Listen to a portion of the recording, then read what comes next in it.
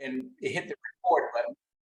All right, Brother Lovejoy, you have the floor to go ahead and introduce the person who's going to bring us a word for today. Thank you Brother so much, Lovejoy. there, Brother Cunningham. I know you have a lot on your plate.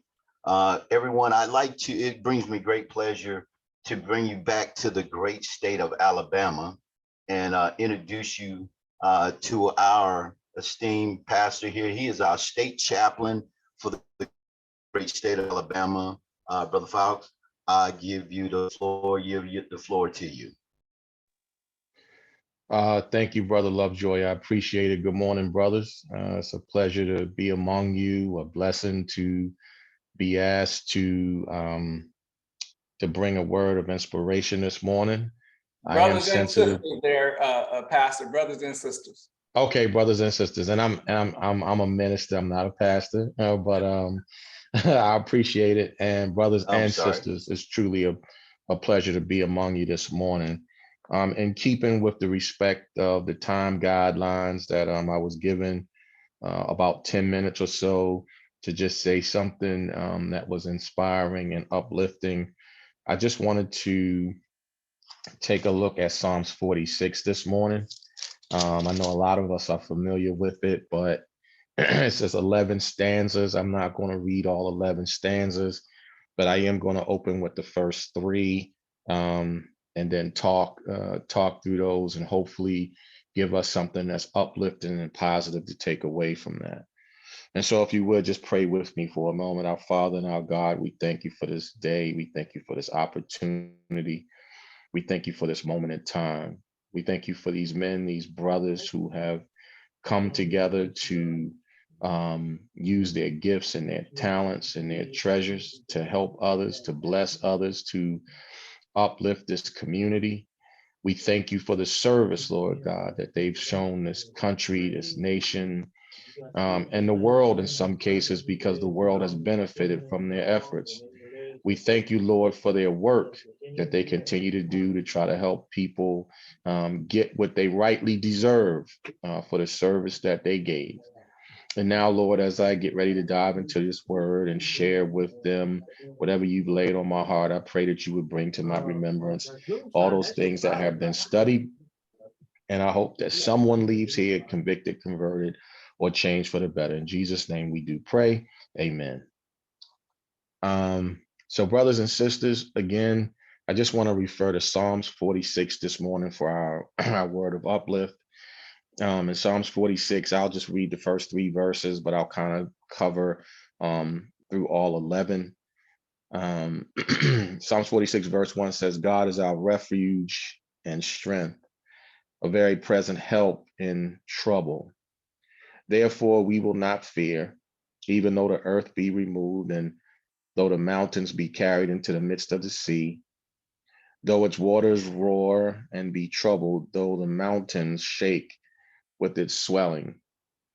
And I'm going to stop right there, and I'll actually go to verse 10 and say that the word of God reads, be still and know that I am God. I will be exalted among all nations. I will be exalted in the earth. The Lord of hosts is with us. The God of Jacob is our refuge. And I just want to speak from a moment on the point of God is our refuge.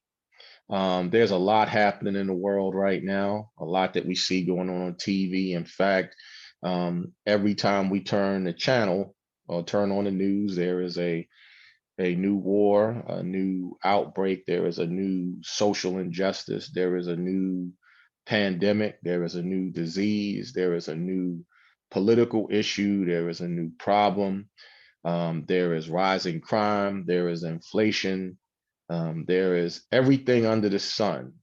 And I think that the thing that we need to take away from this morning is no matter what we're going through, it is our faith and our belief in God that will get us through, but not just a surface faith.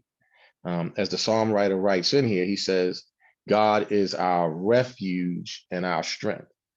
And one of the things that we often get confused when we think about God is when blessings are coming our way, when we get the job we want, or the house we want, or the car we want, or there's nothing happening in our lives, it's often very easy to look at God and give thanks and say, you know, God just did all of this for me. But it's moments that are trying. It's moments that are life changing. For those of us that have deployed, maybe we've seen some things and survived some things, and we can look back and reflect and know that had God not been our refuge and our strength, meaning the only thing that we could lean and depend on, not our body armor, not our training, not the camp we lived on, the base we lived on, not our very nice M4 weapons or whatever we had. The only thing that made it possible for us to survive was God being our strength and our refuge, literally the only thing that we could depend on to get us out. And I just wanted that to be a reminder today that him being our strength and our refuge, not the system that we live in, not the political party that we affiliate with, not the money that we have in the bank, but God and God alone is the one who is a very present help, meaning that he's not sleeping on us. He's not forgetting about us. He's not moving away from us. He's not turning his back on us. But wherever we are in life, whatever we're dealing with, whatever we're trying to do, God is truly a very present help. And because of that, the songwriter says, because I know that God is my strength and because I know he's ever present, he says, for that reason alone, I will not put confidence in myself, but for that reason alone, I will not fear. In fact, he says, we will not fear. And so, brothers and sisters, I want to tell you today that recognizing that God being your refuge, you should depend totally on him and not fear. Now, some people say, well, you know, brother, is times are scary sometimes, and there are things that are troubling or concerning. But the reality is, for those that make the argument, well, God hasn't given us the spirit of fear. You're absolutely correct. You're absolutely correct. God has not given us the spirit of fear, but God has given us the emotion of fear. And they are two totally different things. The emotion of fear is a response that's built into us, so that we would know what danger is, right? That's where we get our fight or flight reflexes from. And so the emotion of fear is very healthy. The spirit of fear is not of God. And that emotion of fear is what drives us back, saying, hey, listen, I'm a little shook up here, but I also know in being shook up, I can look to God to help me and my family out in this. Y'all tracking with me this morning? And so he lists some things that are happening after he says, therefore we won't be afraid. And he talks about the earth crumbling, literally the things that God created. And even though the waters roar and the mountains shake and all these other things happen, in verse 7, it picks up and says, the Lord of hosts is with us. And twice more in this commentary, in this psalm, the psalm writer reminds us that no matter what we're going through, verse 7, and again in verse 11, the Lord of hosts is with us. And so what do I want you to take from this? What do I want you to take from this morning and say, hey, you know, the brother came on and he addressed us, and, you know, maybe I'm dealing with some things that are tough. I mean, I've been in this situation where we all are now, where it took me 11 years to go from 30% to 100%. I went to 4 different agencies, and I know how depressing and dejecting that can be, moving through that process and getting told no and having to go here and almost playing a game of attrition. In verse 10, I think wraps that all together. God says, be still and know that I'm God. Be still, turn it over to him, do what you're supposed to do, literally get out the way, do what you're supposed to do, and let God be God. And he says, if you do that, I'll be exalted among the nations and I'll be exalted in the earth. Verse 11 reminds us again that the Lord of hosts is with us. Our God of Jacob is our refuge. My brothers and sisters, God is our refuge. Take heart in knowing that. I appreciate you giving me the opportunity to speak before you, brothers and sisters. I pray that God would richly richly bless and enhance your life. And if there's anything that I could do for any of you at any time, please don't hesitate to reach out to me. Thank you, my brother. Thank you so much there, Minister of the great state of Alabama. We definitely appreciate that uplifting word there. Brother Cunningham, I tell you, you might want to move from down there next to Tom Brady and move up here to Alabama. We have shade trees. We have coolness, you know, so that's just a testament of how great we are here, because we be great and we do great things. Thank you so much again for that powerful word there, Minister Fawkes, and I yield my time back to you, Brother Cunningham. All right, well, thank you there, Brother Fawkes, Minister, Brother Fawkes. We appreciate the kind words and the spiritual message that you delivered to us today. All right, so it is 12:17. And so before I open it up, before we start with our panel discussion and conversation, wanted to find out, first of all, if there's anyone on the call who offers services to veterans. Maybe you help veterans in different ways. Maybe you help homeless vets. Maybe you help veterans with jobs, or things of that nature, start businesses or what have you. If anybody has a service that they offer to veterans that we don't already know about, or you're not already going to speak on this call, I'll open the floor for you for 2 minutes. Anyone? I'll start, Rod, unofficially. So it's just whenever they need me. I am first Natasha Pierre. I'm a mental health educator. I'm also a veteran advocate. I am not a veteran, but I have heard that my inner pit bull comes out whenever a veteran is being mistreated, and I'll let that stand. So some of the services that I have helped with is with securing employment, being an advocate or an accommodation during the interview, which is something that is permissible by law, as well as accommodations once the job starts, ensuring that the relations between the veteran and the employer are smooth until they no longer need me. I've spoken to apartments if there are accommodations that are needed. So that's one of the things I do. That's not something that I charge for. That's just a service that I am happy to do. Through vocational rehabilitation, I've done assistance with job placements, but again, that's not a primary thing that I'm doing right now. It's just a service that I offer. Thank you. All right, Ms. Pierre, could you please put your information or any flyers in the chat at this time? Is anyone else providing services to veterans who would like to tell us about what you do? And you have 2 minutes. All right, Ryan Schofield, can you tell us what you're doing over in St. Petersburg with your organization, what you do for veterans? I work for Florida Dream Center, with not-for-profit.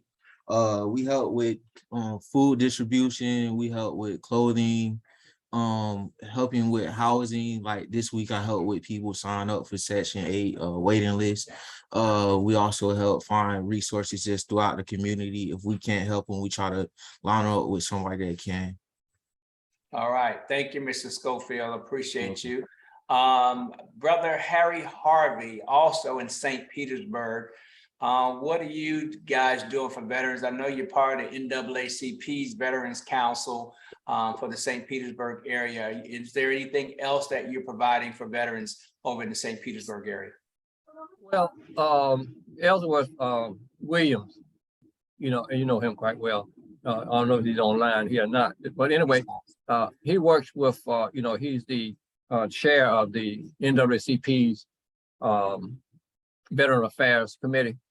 And so I work with him, and he has been very instrumental with helping me. And as I've told you, I'm just recently got up to 80%. I'm 80% at this point with something pending that could take me up to 100%. So, but I'm working with him and working with, with the what you call it, the Veterans Affairs, Veterans, what is The it? VSO. VFW. Yeah.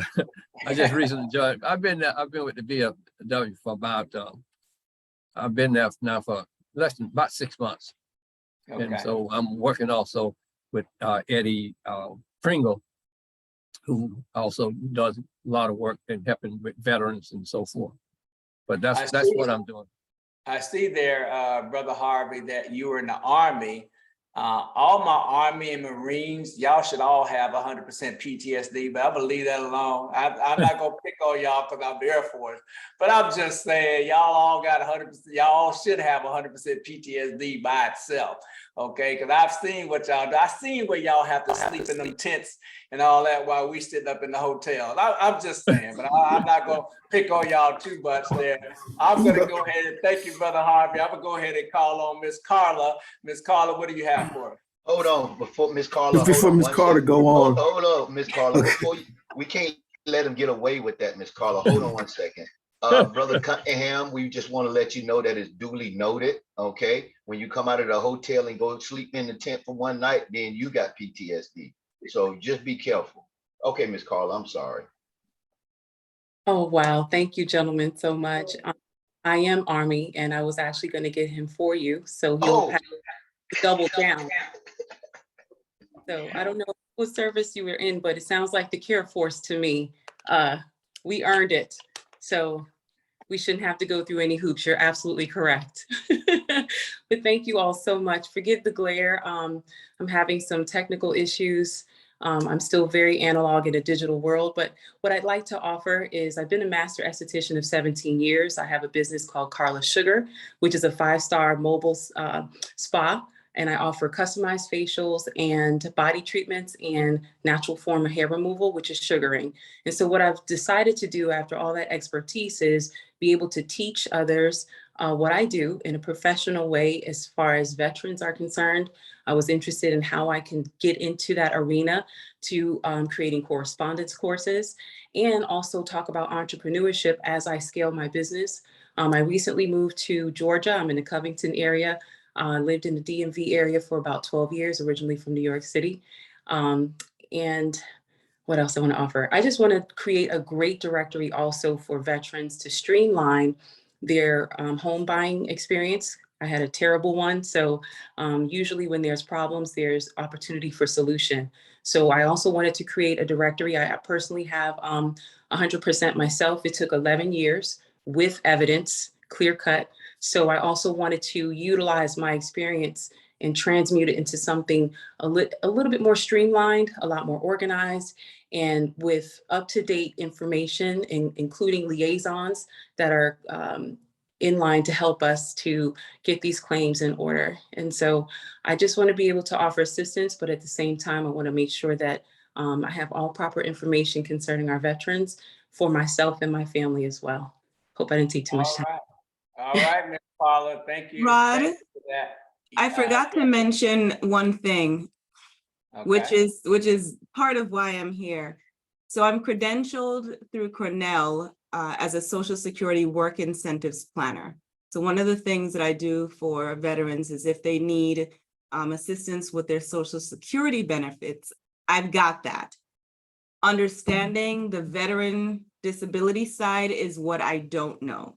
And so that's why I'm here, to get some information on that. I've got 2 veterans right now that one has Social Security and partial disability with the VA, with Veterans Association. One needs to have his disability, Army, combat, had surgeries in the military. So I've got the Social Security side covered, but understanding the inner workings is what I don't know and why I'm here. All right, thank you, Ms. Natasha. Well, that was segue right into our first panelist for today. And her name would be Miss Deborah, or Attorney Deborah Newsom. She's actually out of Atlanta, Georgia, and she helps veterans with their Social Security disability benefits. And one thing that I've learned, because this will be her third or fourth time on with us, every month she's been coming back, and we appreciate you for that, Ms. Newsom. But one of the things that I picked up from that is that there's Social Security disability, and then there's the Social Security that we pay into. And those are two totally different funds. And so a lot of times when you have a veteran who's 40, 45 years old, they retire from the military, they also decide they want to go for their Social Security benefits. That's a whole different, Social Security disability is a whole different area that they're aiming for, and not tapping into their regular Social Security. And I understand at a certain period that would actually transfer over, but I didn't know that before Ms. Newsom came on. So Ms. Newsom, the floor is yours. Thank you so much for having me. Good afternoon, everybody. I'm Deborah Newsom, and I'm the managing attorney of Newsom Law here in Atlanta. I am the proud daughter of a 30-year Army veteran, and I'm grateful to all of our veterans for your service. Newsom Law focuses on preserving assets and protecting families in death and disability. Specifically, my firm specializes in the areas of Social Security disability, estate planning, and probate. I have over 25 years experience as a Social Security attorney. I spent 16 of those years with the Social Security Administration. I understand the bureaucracy of the government, and I am uniquely positioned to help you navigate the application process as well as appeals. Social Security disability is available for any person, veteran or otherwise, who can no longer work due to a physical or mental impairment that they believe will last for at least a 12-month period or result in death. Disability benefits provide you financial compensation for a disabling condition. It also allows you to get Medicare benefits so that you can get the treatment that you need and have more extensive treatment for any condition you may be struggling with. If you have a disability that prevents you from working, my firm will assist you in building your medical record, getting you to the doctors that you need to seek treatment from in order to establish the evidence to prove your case. Please reach out to my firm and we would be honored to assist you. And one additional thing, in the month of September, because we have added a new location here in Cobb County in the Smyrna area, I am offering a 25% discount on all of my estate planning plans. So if you have reached out to me in the past and you got paperwork to complete in order for us to move forward, please let me inform you that if you are on the fence, go ahead and reach out so that we can get those plans done for you in the month of September. Thank you. Excuse me there, Brother Cunningham.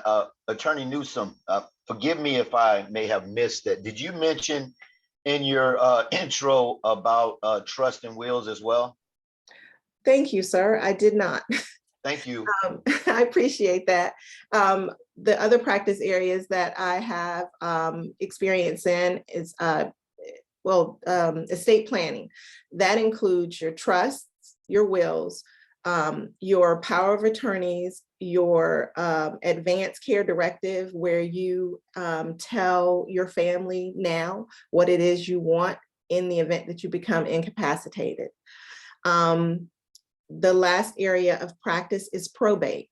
Probate is the area where if you do not have if you have a will in place or you don't have a will in place, there is a process that involves the courts where you have to go to probate court in order to get the documentation for your family member to get access to your property.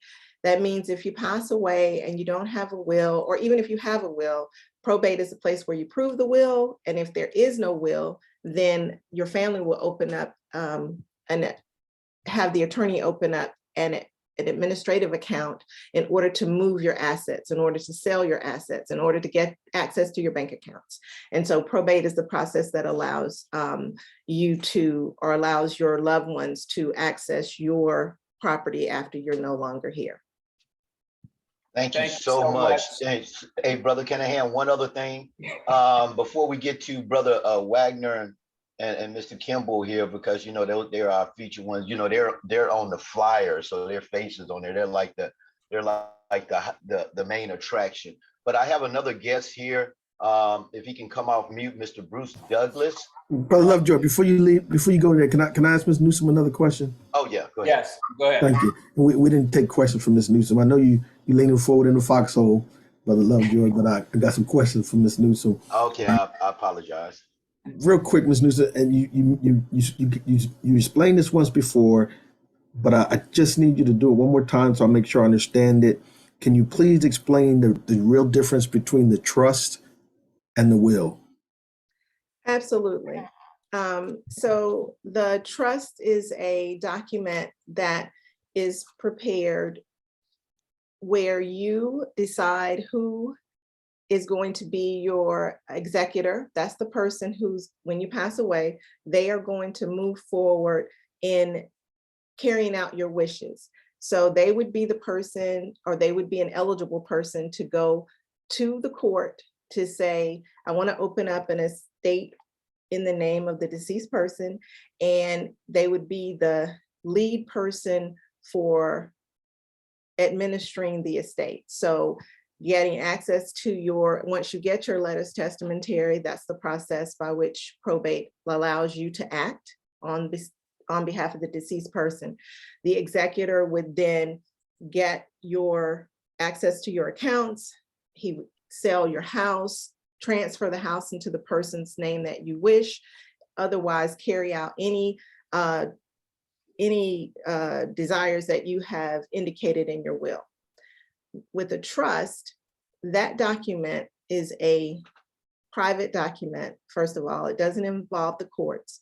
The trust is a document where you appoint a trustee to carry out your wishes when you're no longer here. If it's a living trust, you can have a trust where you are still living, but your belongings are inside of this bucket. I refer to it as a bucket because illustratively, it is good to look at, to try to understand the thought process. So I'm a bucket maker, I make buckets. And so buckets are legal documents that you put your house, your bank accounts, your insurance proceeds, anything that you want to go into the trust goes into the trust. It's a private document. You indicate who your beneficiaries are. Those are the people who are going to benefit once you are no longer here or you become incapacitated. What happens is when you pass away, because if your trust is funded, that's how we refer to your home being titled in the trust, your bank accounts being titled in the name of the trust, then there is no need for you to go through probate because the trustee picks up the ball, follows through your directions on the trust, make sure that your beneficiaries are taken care of, be that a straight out payment, or if you have young kids, sometimes I advise my clients to stagger their disbursements over periods of time to avoid people getting, access to a large amount of money. They don't have the ability, the knowledge, the wherewithal, or wisdom to handle large chunks of money. And so they just basically, spend down the money that you've worked your life for. So it's a way for you to control your assets in whatever way you desire after you're no longer here, and it's private. So if you're doing a trust, if I'm understanding you correctly, that doesn't go through probate. That's correct. But a will is subject to probate. it's definitely got to go through probate, because probate is the process in which the will is proven. So in order for a will to be valid, it has to be proven that this was your last will and testament, meaning there are no other wills that exist. If someone brings another will to the forefront during the probate process, that's called an objective. And then we have to determine which is the will that you intended to be your last testament. And then there's also the opportunity for people outside of the will to contest it, because they could contest it on the grounds that you weren't, you didn't have capacity, you had some mental challenges, and they're just various ways that it turns into litigation, because your party is trying to establish that this is in fact the last will and testament of the testator. That's the person who made the will. Okay, and if I understood you, Brother Green, let me jump in real quick on that. My neighbor right across the street from me, she was married for 20 years to her husband. She took care of him his last 3 years. She cared for him the whole nine. He left her about $40 million and in his will. And so what happened after that, once they did the will, his children from his first marriage contested the will. So she's been fighting now. He's passed about 4 years ago. She is still fighting his children in court 4 years later for his will, saying that his wife was going to get the 40 million. So and she's just so frustrated. Even in her husband's death, she's thinking like, why didn't you take care of this? Why are you putting me through having to bury you and having to deal with your children, doing this contesting thing? Natasha, go ahead. Attorney Newsome, question, do you work with people that live in other states? I've got 2 veterans in Florida, and I know I've got a friend on, Teresa Royal Brown. She's in Maryland. Do you provide counsel to veterans in other states, or could you recommend someone locally? I could try to find, I think I know a couple of, is this, first of all, as it relates to estate planning and probate, I'm only licensed in the state of Georgia. Okay, so I can only do work for people in Georgia. As it relates to Social Security, that's a federal practice. So it's a federal program. And I can represent and do represent people throughout the United States. Very good. Thank you. And Ms. Newsome, last question. I'm sorry, go ahead, Brother Els. Go ahead, Brother Els. But no, you go ahead, because yours is more important. I just got something to, so she made an association of buckets, and that just triggered something else that I know about buckets. Maybe I want Rod to just kind of like clarify that. But go ahead, Brother Green. Okay, Ms. Newsome, you also said, I think you said that the trust is private, whereas the will is public. So does that mean that when I do a trust, I don't have to publicize what's in it or who the owner is? Is that what you're saying? Yes, that's correct. If you've noticed, if a will is submitted to probate, and so probate is a courthouse, and all the documents that are submitted to a court are public.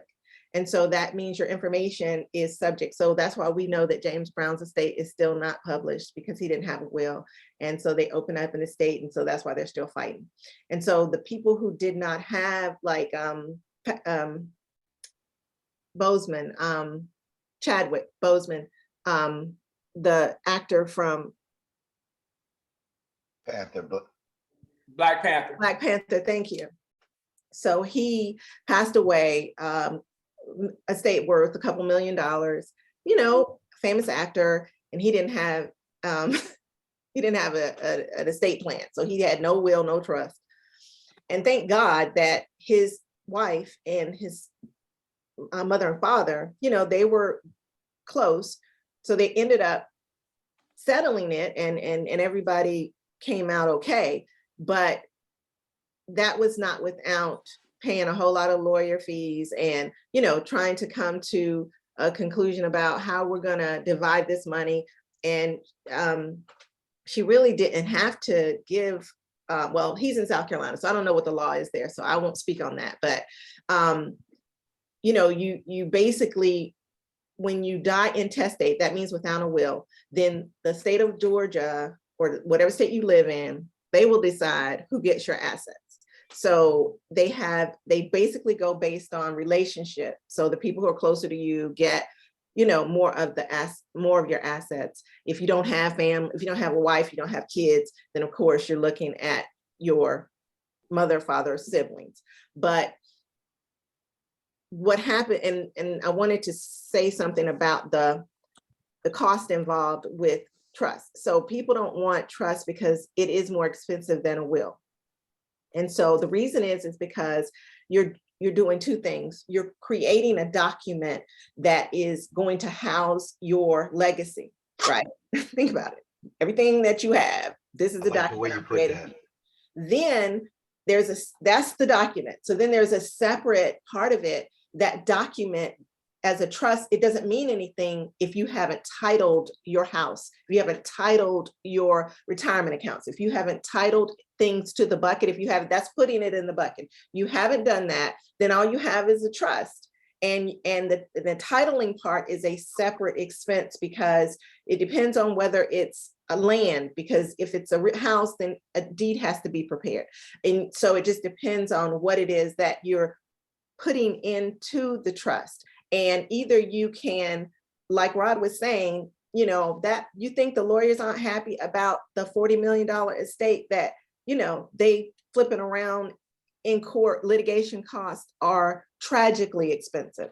And, you know, you're spending part of your estate fighting, paying lawyers, where you could have otherwise just had a clean,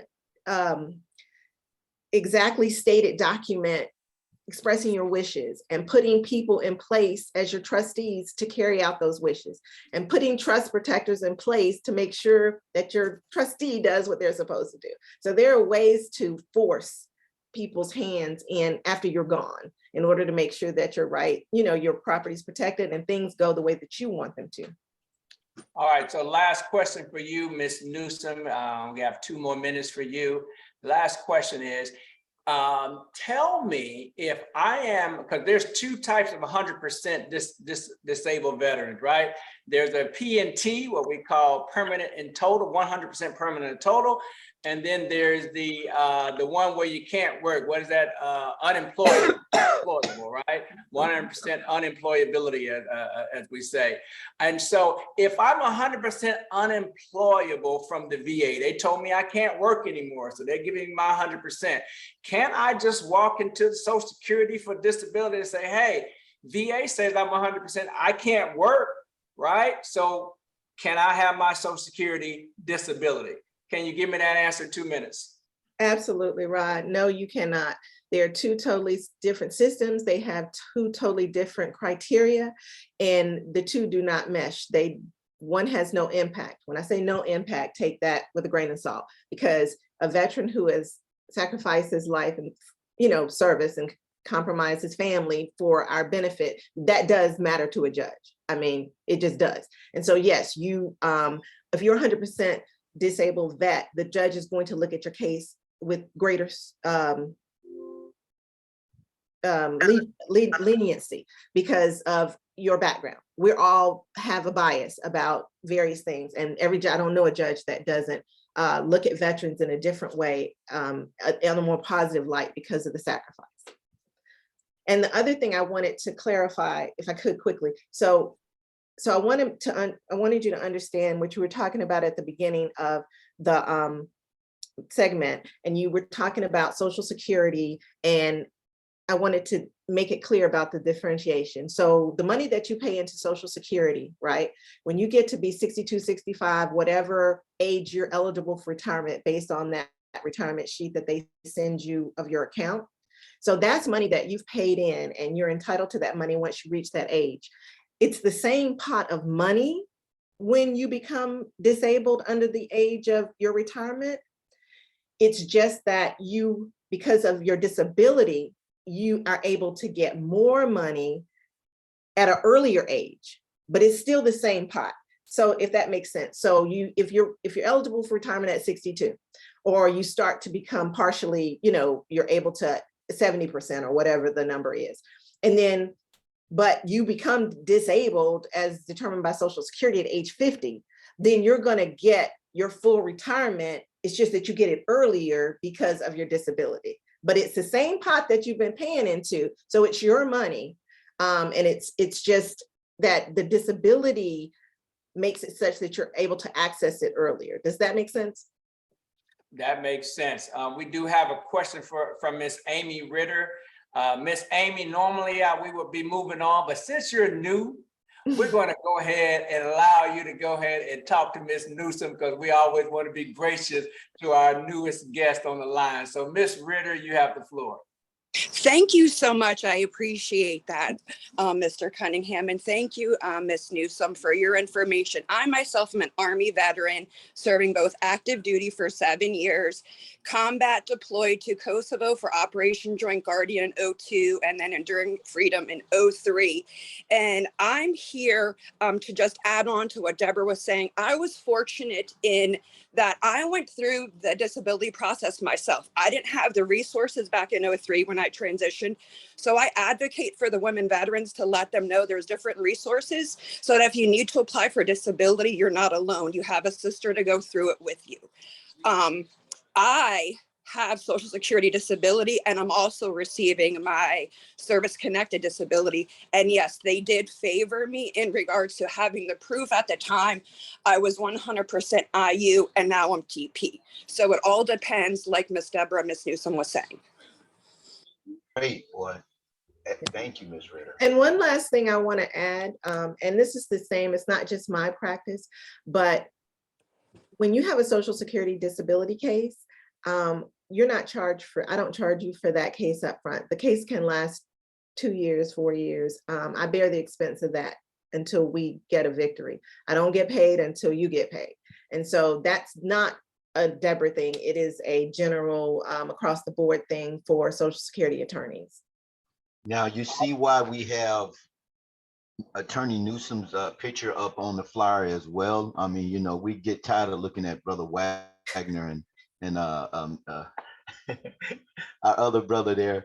Mr. Kimball. So thank you so much, Attorney Nelson. And I can't believe you was going to get off here without saying something about the trust and will. And that's why I brought that up, because each time you tell us, we always learn something new. I mean, you done been with us. I don't know how many weeks she's been with us, but we appreciate you thoroughly. Thank you for coming again. Absolutely. Thank you for having me.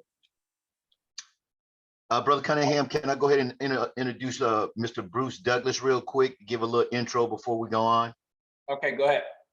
Mr. Bruce Douglas, would you mind coming off giving us an intro to this fine crowd of veterans here?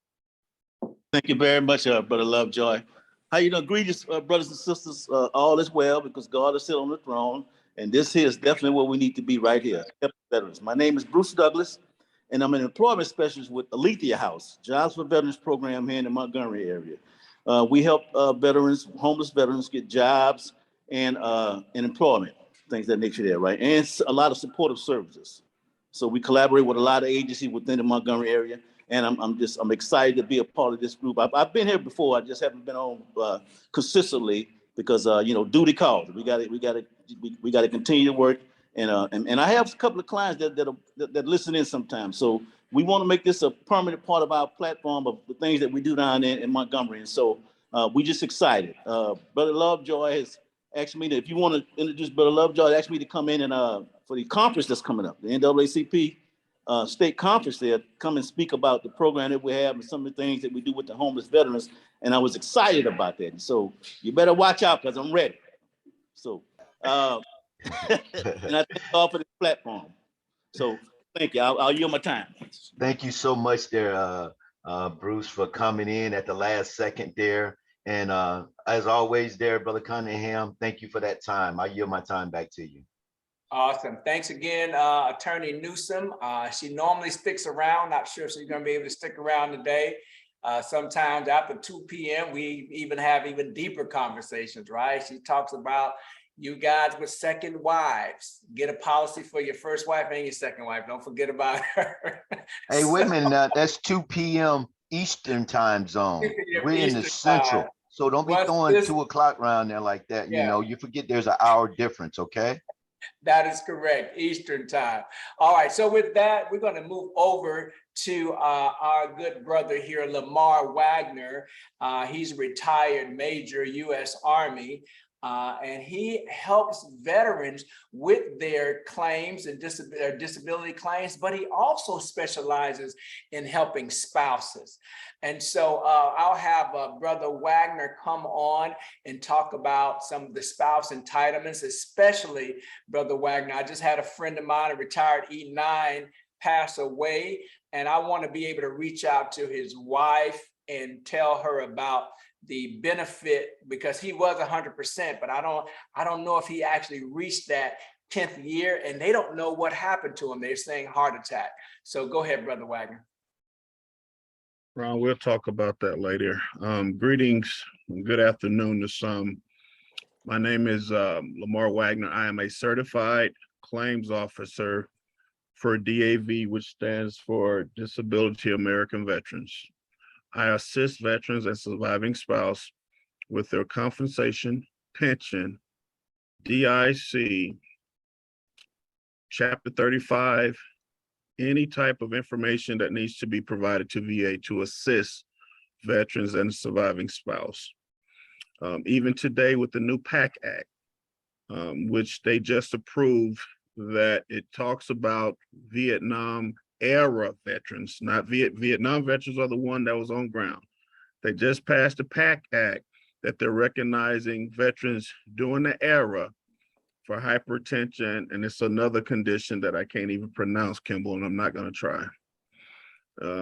So those are the things that I provide.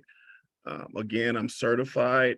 I'm at my office now helping veterans, and I would be remiss if I would not continue to strive and say the great things that the past Veterans Chair, Brother Green, Brother Lovejoy, Cunningham, and I don't see West today, he must be in Africa, for allowing this platform to stand where it is today.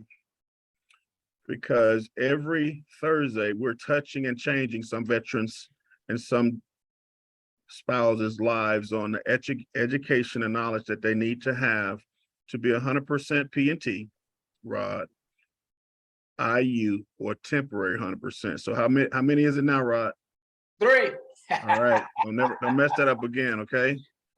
So when real quick, talking about DIC or talking about service-connected conditions, if a veteran passed and he is 100% for 10 years, it does not matter how he go on to glory, his wife is eligible for DIC. If the veteran passed and he's less than 100% and is from a service-connected condition, the wife is entitled DIC.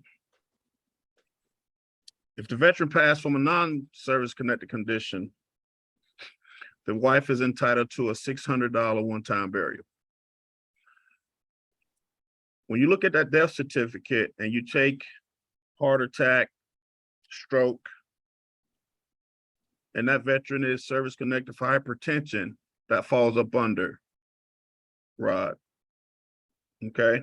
So there are certain ways that, I mean, I've been getting surviving spouse DIC, Kimball, just adding, you wouldn't even believe it, CPAC machine,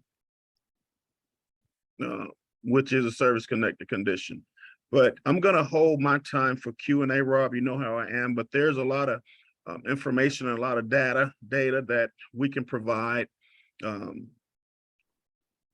Rod is going to tell you that I volunteer my time, which I do because our God has blessed me above and beyond to assist veterans and surviving spouse on getting their pension and compensation that they deserve. Rod, I yield my time. All right, well, Brother Wagner, thank you for that introduction. Can you tell us what that amount is for the DIC if the service member passes away? So But now you had to ask me like that. It's like 1845.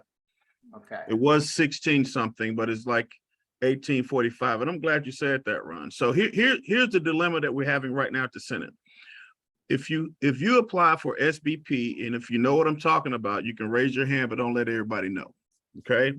That's where you went before your retirement and you decide to pay SBP, which is Survival Benefit Program, where they take out, wow, probably about $200 to $300 a month, which is taxable income for your spouse once you go on to glory. All right. You sign that, they take it out of your check. If any of you did it, you know what I'm talking about. Here's a dilemma. The surviving spouse can't get both. So if you put into SBP and they've been taking out $300 a month, and I think it's 60 payments or till you turn the age of 70, and you 100% permanent total. When you go to glory, VA is only going to give that surviving spouse DIC because it's non-taxable income.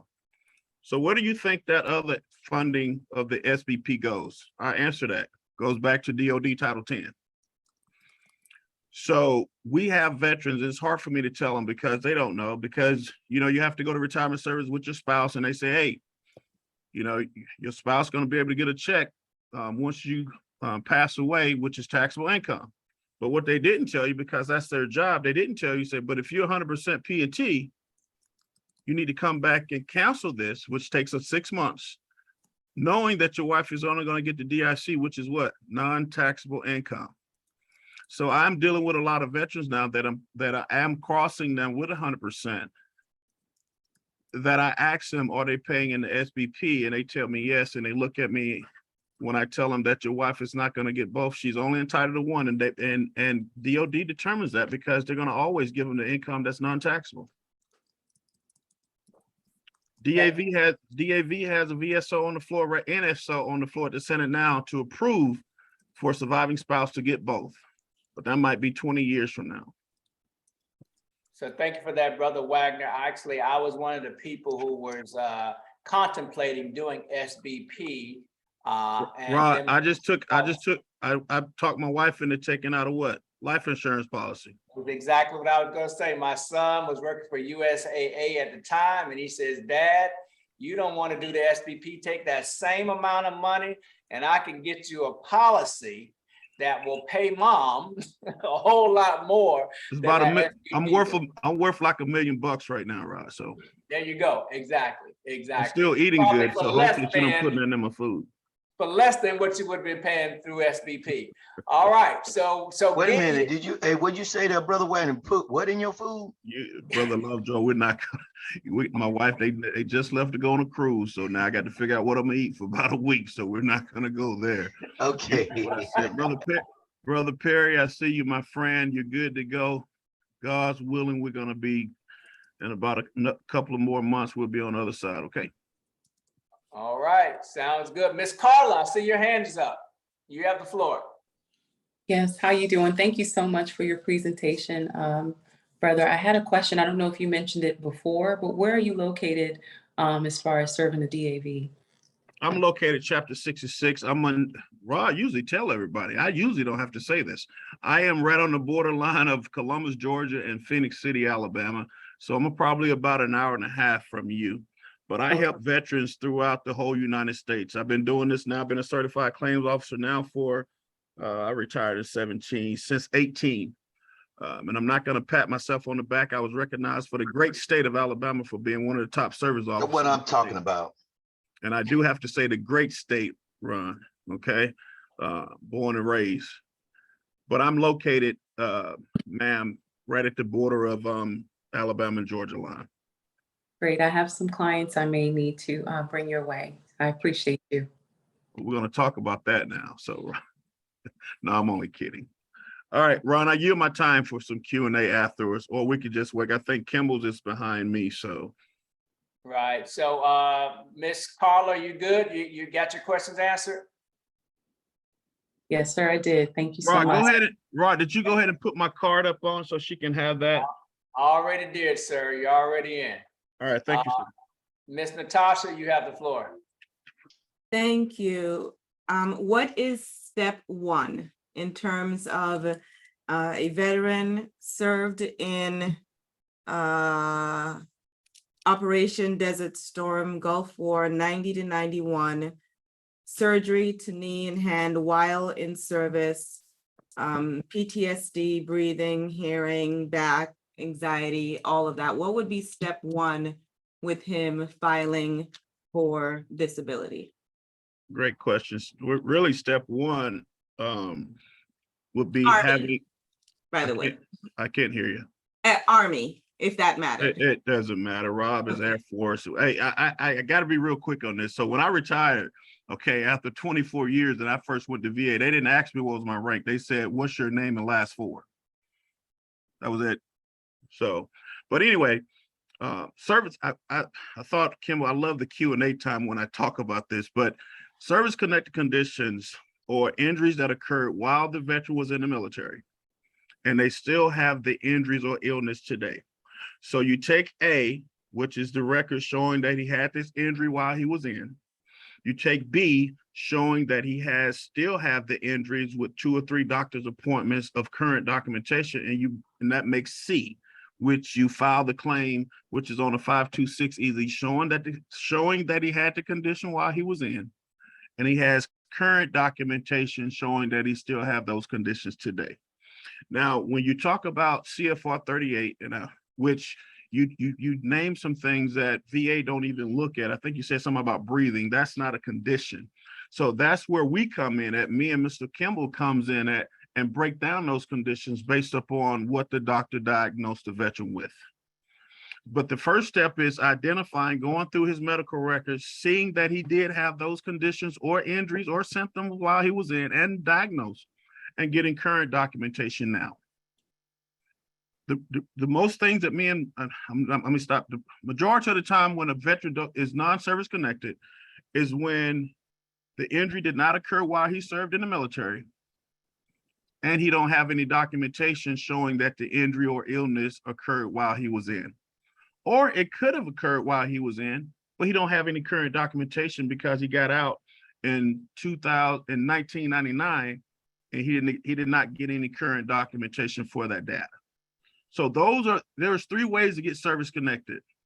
Again, record showing that you had the illness or injury while you was in, current documentation now, or a DBQ, which is a disability benefit questionnaire that a certified doctor writes and say, based upon his professional opinion, it is 50% likely that this veteran had this injury or illness while he served in the military.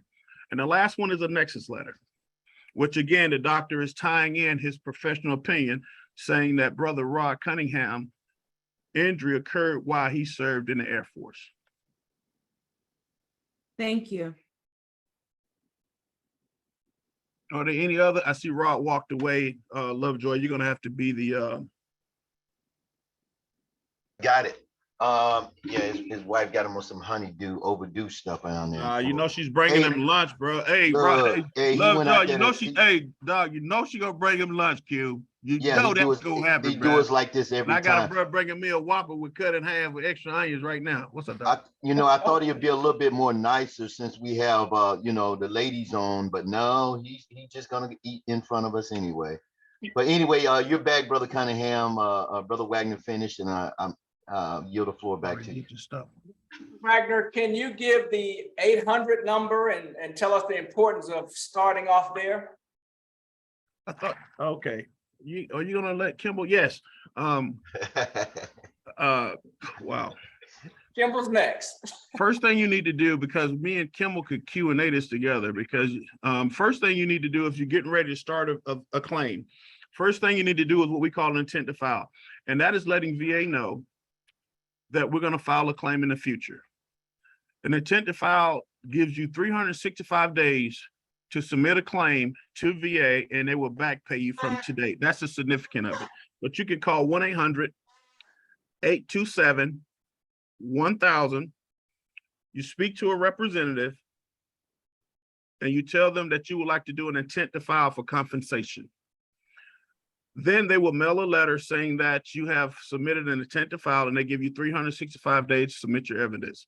The significance of that is it might take you 6 months to get new evidence. So when you do file your claim, they're going to back pay you from today. I know Dog don't mind me saying this. I just got him 100% and his back pay was $14,000. Okay, because I did the intent to file back in, I don't know, it was probably, I want to do it, October. You know, so that's the significance of the intent to file, because that gives you a time to do what? Get new evidence and support your condition.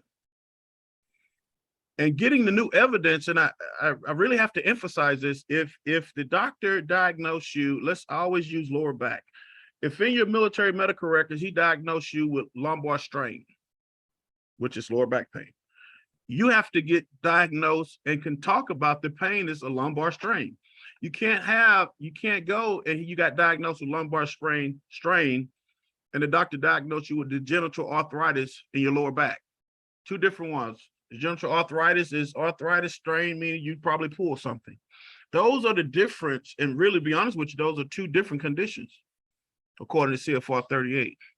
All right. So those are the ways, and to get it started, and if they don't have their military medical records, you can write this down. It's called a SF-180. You fill out the SF-180. If they have filed a claim before and been denied, you have to send that SF-180 to the VA, which is the intake center in, what is it, Waynesville, whatever.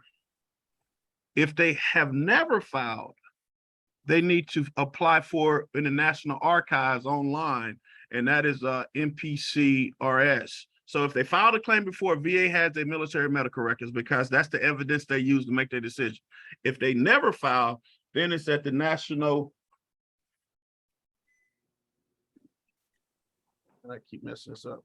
Oh, it's at the NPRC, which is the National Personnel Record Center. Two different places. File before, they with VA. Never file, record management.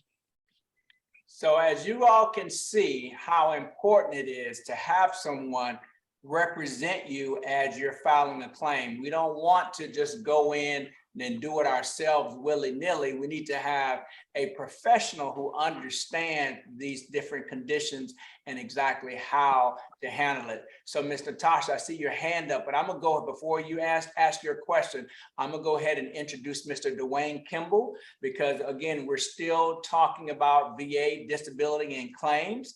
And he actually here in the Tampa Bay area, in the great state of Florida, is Mr. Kimball is in the great state of Florida. So I'm going to have him introduce himself, and you can ask your next question actually to him. Mr. Kimball, you have the floor.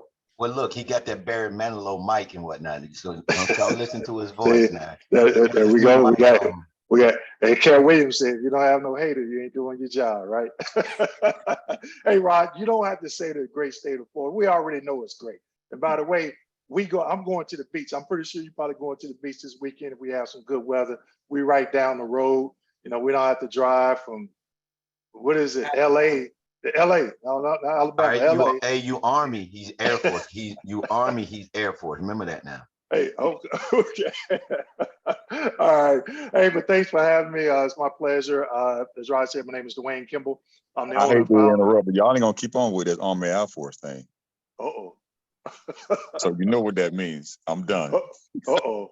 Uh-oh, we got a Marine with a deep voice. Air Force had nice restaurants. Yes, nice restaurant. Oh, that's what they call the mess hall restaurants, huh? All right, Miss Ritter, be careful. Okay, as Rod said, my name is Dwayne Kimball, owner and founder of KMD, 89 VA Claims Consulting, and I educate veterans on the VA disability compensation claims process. I'm a retired rating specialist where I was certified by the Department of Veterans Affairs as a journeyman rating veteran service representative, rated hundreds of claims over my VA career. Since then, I started my business where I educate veterans on the claims process. I currently have a YouTube channel, just went over 15,000 subscribers, where I have multiple videos where I'm talking about different topics as it pertains to the VA claims process. Before I go on, I know Mr. Wagner was asked, what's the amount for DIC? I put the link to the VA's website for the DIC in the comment section. The base price is $14.37, but there are some additional provisions that the spouse can get up to close to maybe over $3,000, and that's all listed on that link. So I'll go ahead and keep it short and go ahead and just take some questions at this time. All right, Ms. Natasha, you have the floor. My first question is, I work a lot with veterans or encounter a lot of veterans who are dealing with substance use currently, and they're not in recovery, they're not in any treatment. I have one that has 80% unemployable.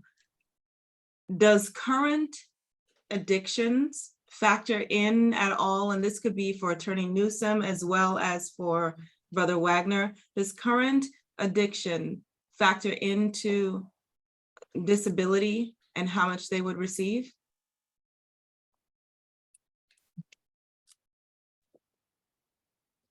I would say that it adds to your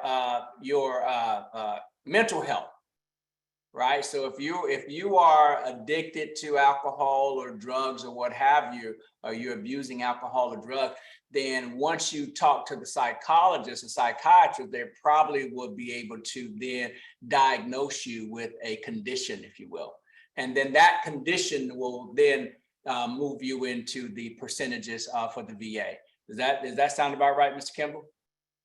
You're on mute, by the way. Yeah, what a rater will look at, if the veteran has a mental condition, one thing that the veteran wants to relate to the psychiatrist or psychologist, if they're using the alcohol or drug to help cope with that diagnosis. And if they do, then the rater is supposed to take that into consideration when they're looking at the different criteria under the general rating criteria for any mental conditions. But a lot of veterans don't know to state that, hey, I'm drinking excessively to help cope, meaning if they're a Vietnam vet or just, they got combat or whatever the stressor is, they may say, I've seen where veterans say, hey, I'm having these nightmares, and when I drink and I go to sleep, I don't remember those nightmares. So that's why I drink, or just help them to be numb to some of the other different stressors that may be impacting the mental diagnosis that they currently have with the VA. And again, that's why it's important to have a VSO, Veteran Service Organization, or someone like Mr. Kimball, who's created an entire business around this, to be able to help veterans know what to say when they go into these doctor visits, where they're visiting their medical doctor or their psychiatrist or psychologist. And so it's important. So we're not telling them to go in and say things that are untrue. We're saying, hey, did you tell them that you have these dreams? Did you tell them that you're drinking? Oh no, I didn't know I was supposed to tell them that. That's where the education comes in, and having these experts on your side to help you with that. Hey, Rod, real quick, I know I was in and out because I think Kimball, I heard y'all discussing PTSD and MDD. Kimball, did you highlight the stressors that they need to have if they're not diagnosed with PTSD? It has to relate to an incident or something that occurred while it was in the military. I don't know if you guys. No, she was asking about for veteran, and correct me if I'm wrong, Ms. Pierre, your question was if a veteran was, had some type of dependency, alcohol or drugs, and how would the VA look at that for their particular mental condition. So I was just explaining. I didn't hear you, but I'm quite sure you did. But I just got to elaborate on what Kimball, if they relate the alcoholism back to the military, then they're fine. Or drugs, because drugs is Lamar. Yeah. Hey, this is Kent. I'm new to the group. I heard her. She did mention IU though. 80% IU. Tell them, come on. If I'm not mistaken. So the one that is 80%, that's related to Katrina, and then the other one who would be new filing is related to Desert Storm, and But my both question is, did you say 80% IU? 80%. Let me look here. 80% unemployable. Is that Yeah. If I didn't get that. If he's 100, I'm sorry, Kent. I see you. I got to introduce you. Go ahead, Ware. But 80% IU, ma'am, he's already 100% P&T. There's nothing you want to do. Okay, now so the VA part is taken care of. Now he's focused on the Social Security. So that's why that's why you got old pretty Miss Deuce looking right there at me. That's who you need to talk to. Okay. All right. And Rod, he talked about Brother Cunningham. He talked about the three. Well, he said two of being 100%, but there is three. And like I said before, it's P&T, IU, and temporary. Okay. Just remember, temporary, you don't get all the eligibility benefits as being IU or P&T. Because VA is saying that you might have an illness or injury that they're going to revisit later on within 5 years, because they're saying that condition might get better or worse. Whenever you see a person say he's 100% temporary, that means that VA have found an injury or illness that they're saying they're going to revisit later on, because somewhere in his medical record, they're saying the condition could get worse or could get better. And while we're doing this, Ron, I got 30 seconds. I have Kent Christopher is on now. He is the commander of Chapter 7 in Columbus, Georgia. He is also works for DAV. He's a subject matter expert. And I have to say this with a sincere heart. I hate him. He's a straight Georgia Bulldog fan. We always fussing and arguing about them Bulldogs, but guess what? He taught me. So that should tell you the SME and the knowledge and understanding that he has based upon us having these discussions for the last 8 months that I've been on. I asked him to join us, Rob, because you already know I'm getting a lot of calls, I'm getting a lot of emails, and I need to share the wealth to Kent Christopher. Again, he is the commander of Chapter. Hey, Lovejoy, it just hit me, brother. There you go. There your speaker. Just hit me. There you go. I mean, hey, there you go. He want to be the brothers too. So hey, yeah, I got you. Got you. Kent is here. He's also, again, every qualification that I have, he has it. Kent trained me when I first started back in 18, I think it was, Kent. And we work hand to hand. We talk daily because he's literally right across the street. If there's anything that I don't understand, I usually call him and vice versa. So I asked him to join us, Ron. Hopefully he'll be part of this platform down the road, and it won't be Kent Christopher. It'll be Brother Christopher later on. I yield my time. Rudolph. All right, Mr. Kent, you have the floor. You have your hand up, so you have the floor. Go ahead. Yes, sir. I had my hand up, but y'all covered it. My name, like what Lamar said, my name Kent Christopher, retired Army guy, officer, 26 years. Been helping veterans for the last 7-8 years with the DAV. That's my passion. That's what I do. Like I said, Lamar and I, we go way back, served and come back together, the whole 9 yards. So we brought him on. And so we just been doing wonderful things down here in the Tri-City area, down here in Phoenix City, Columbus area stuff. So he told me about it on yesterday. So I'm just glad to be here. Whatever I can assist with, whatever I can help, I'll give you my contact information. Just reach out, let me know. Please put it in the chat there, Kent. Could you, I might have it. Could you just send me your card so I can send it to Ron? And Ron, right. You can go ahead and add him on, because I think he's going to be part of this platform, assisting me and Kimball as far as helping veterans and surviving spouse with their compensation and pension. Hey, Brother Cunningham. Hold on, Ms. Newsom's hand is up. Let Ms. Newsom talk, because she wanted to address something that Ms. Natasha stated. Well, that's where I was going with that. Okay. Ms. Newsom, go for it. You have the floor. Okay, I just wanted to chime in from a Social Security aspect as it relates to substance. So our take on Social Security, the regulations is very different. Firstly, you guys know there's not a rating system with Social Security. It's not 50%, 60%, it is 100% total and permanent disability. Well, they call it just 100%. They just call it total disability for Social Security purposes, which means that you're not able to work in any of your past jobs, and you're not able to work any job that exists in the national economy. Okay, so it's a very different standard. Then as it relates to substances, so the criteria with Social Security is, as long as if you're disabled with or without the substance, then it's not outcome determinative. What that means is, say you have a person who has he has heart disease, he has diabetes, he has cirrhosis of the liver, so his liver is already fried. Doesn't matter how much he drinks, it's fried, it's not coming back. And he has a drinking problem, right? And he has, I don't know, cancer. The substance becomes an issue if he's doing the substance and it's contributing to his disability. If he's disabled without the substance, meaning it's not going to matter if he drinks or whatever, it's not going to change. He's just where he is from a functional capacity perspective, then it's not going to impact.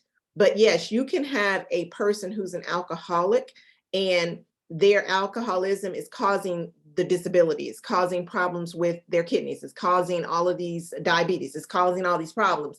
Well, yeah, that's going to be a killer for Social Security because they're literally contributing to their own disability. So that's the difference with Social Security. I mean, every time she opened her mouth, I learned something. Hey, real quick. Every time. Let me say this part, and this goes to so with IU, and I don't know if Kimball hit this earlier. IU means you can't work for VA. IU means that when you get approved for IU, you got approved from a service-connected condition that was 40% or higher that VA deems that they find you unfit to work. 100% P&T, you can continue to work. 100% permanent total, you can keep your job all day long. All right, but IU is the veteran is 40% in one condition, 70% overall. That's how the eligibility requirement is for IU is for a veteran. He has to be 40% in one condition, and the overall percentage has to be 70. And we tell them that they need to have their doctor to put in their notes that based upon that service-connected condition, that he's unfit to work. That's all they need. Because VA is going to do a C&P exam based upon the doctor notes to determine whether this condition find the veteran unfit. All right. While I was talking, we're talking about the major depression, let me say this. Me and Kent, Kimball, we have strayed away from PTSD altogether. We have been diagnosing veterans with MDD, major depression disorder and anxiety. Because with that condition, you don't have to have a stressor. Okay, only thing you need to do is get diagnosed by the mental health counselor, i.e. Rod Cunningham, license, and you do a 526 EZ with the diagnosis. The second one is MDD, secondary to chronic pain, meaning that you're service connected for your neck, your back, your feet, your knees, all right? Scientific says based upon those conditions, you're depressed. So if you get a mental health counselor to diagnose you with MDD, secondary to chronic pain syndrome, okay? But it has to be chronic pain that you're service connected for. Easy one. I think me and Kent been doing it now for about 2.5 years. I don't even go, if they're getting 30 or 40% for injuries for a condition, I go right ahead and tell them, hey, we need to start telling your mental health counselor that you're depressed due to this chronic pain you've been having because you're service connected for it. An easy one. That's why I don't even deal with the stressor anymore, Kimball. I don't even go tell them to go tell your doctor to find a stressor anymore. If they get diagnosed with major depression disorder and anxiety or MDD or anything, we've been just putting them in for MDD and they've been getting 30, 50, 70% for it. Now, the chronic pain syndrome has been higher because they're saying due to their pain, they're miserable. All right. So I've got another one. Hold on. Can I have an interjection? Everybody want to jump in, y'all. I got some more people too now. So coming up, maybe I need to switch the order around a little bit because y'all. Hey, Rob, Rob, you got Kimball and Ken on. I'm gonna leave you guys because I got two veterans sitting here, and one of them is like my dad, Vietnam veteran, and he's an infantry ranger as myself. So I'm gonna get up off of here. But let me say this before I go. I thank you guys. I love all of you. Love and joy. Please reach out to Kent. He'll be a great candidate. I don't see Wesley. I think Green is gone. Gentlemen, this platform is God-given.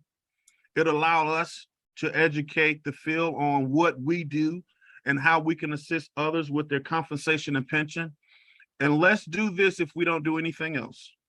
Let's recognize our God who allow us to do these things, because every time I look on this platform, I see certain colors, and there's only one.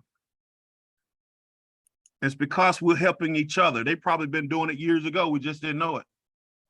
But look at us now. I thank you, my brothers. God bless. All right, thank you, Brother Wagner. I also, because people have been talking about how often we hold these calls, so I want to make some clarity, bring some clarity to that. So we're on every single week. We're on this call, but the weekly calls are for male veterans, because when we get on with the men, we start talking about erectile dysfunction. We talk about wearing diapers, you know, to our CMP exam. And we're not going to say that if we see y'all pretty faces on the call. We just not going to see. Men just go, oh, I'm good, ain't nothing wrong with me, you know. But when we have the men, just the men, we actually get some dialogue going. We're talking about our mental health stuff, marriage, we're covering it all. So don't be offended, women. We do that just so the men have a place where they can open up. So that's every week. On the first Thursday, that's every Thursday at noon Eastern. On the first Thursday, though, of every month, we open it up to women veterans as well as spouses of veterans. So just want to make sure I clarify that in there. And plus, when the women veterans come on, we have more services that we offer during this time than we have during the Men's Day. So with that, I'm going to give the floor to Ms. Newsom, and then I'm going to introduce Mr. Roy Blair, our last speaker for today. Ms. Newsom. Thanks so much. Mr. Wagner just got off, but maybe Mr. Kimball can help me. So I have a veteran who has an unemployability, so that's their rating, but they own two very profitable businesses. So the question for me is there a way for me to protect those businesses and allow this veteran to still be able to at least obtain the benefits of the business? So I work with alliance partners who have a lot more resources, and they've been in the business like 30 years. So I posed this to my alliance partner to see if they could give me some insight as to a trust or something that I could use. And my understanding of unemployability is just that they can't, they're like forbidden from working, as opposed to a total and permanent vet who's disabled who can. So they came back with some information saying that the veteran could work in the business up to 28 hours a month, but if it was ever questioned, they would need to keep a journal as to exactly what type of activity was being performed in those 28 hours. I have not been able to get a reference for where this information came from. Can you shed any light on the unemployability and your understanding of this alleged 28 hours? Because I'm reluctant to tell somebody, give advice about something that serious when I don't have a source for where they got the information. And they generally give me a source, but I'm waiting on it. Okay, I would have to go out to the M21 reference manual to actually look at that. But I will tell you this, during my rating career, I actually severed IU for about two veterans, okay? And the reason why is because every year, I don't know if the VA still sends out this form, but you can ask your client to verify their income. And what we're looking for is, if even I've had veterans say, hey, I worked and this is how much I made. The first thing that I'm doing to see if they made more than what the poverty level is. If they made under the poverty level, I CNC to IU and just keep going. If it's over that, then they might get a proposal to sever, because you could have IU, but you can't make more than that poverty level, which I think is maybe like 15,000, single up to 15,000 a year. But I've also seen some non-seasoned rating specialists just saw the veteran was working, didn't check the poverty level, and went ahead and tried to sever it. Okay, but on that form, it asks if they work, how many hours did they work. Now, I've also heard a veteran saying, I'm working, but I'm not drawing a check. I'm having that go to some type of IRA. Okay, so it's not really technically income that they're receiving. So if that's the case, then the VA may look at, okay, well, how many hours are you working? And I have to verify that number of hours. I don't know it right off the top of my head, but really seldom does a rating specialist look at that. They're more so looking at the income. You know, how much did that veteran make? And normally they get that letter on the anniversary of the month that they granted the benefit. Okay. But I hear it's supposed to be going away, that verification. I don't know if it has, but I heard it was supposed to. But pay close attention to the amount of money that they make. Because what if they work 1 hour and they make $1,000 that hour? And they work an hour a month. So Mr. Kimball, what if, so I got to have a question for you on that. So let's say that I own a business, which I do, and let's say I was 100% unemployable.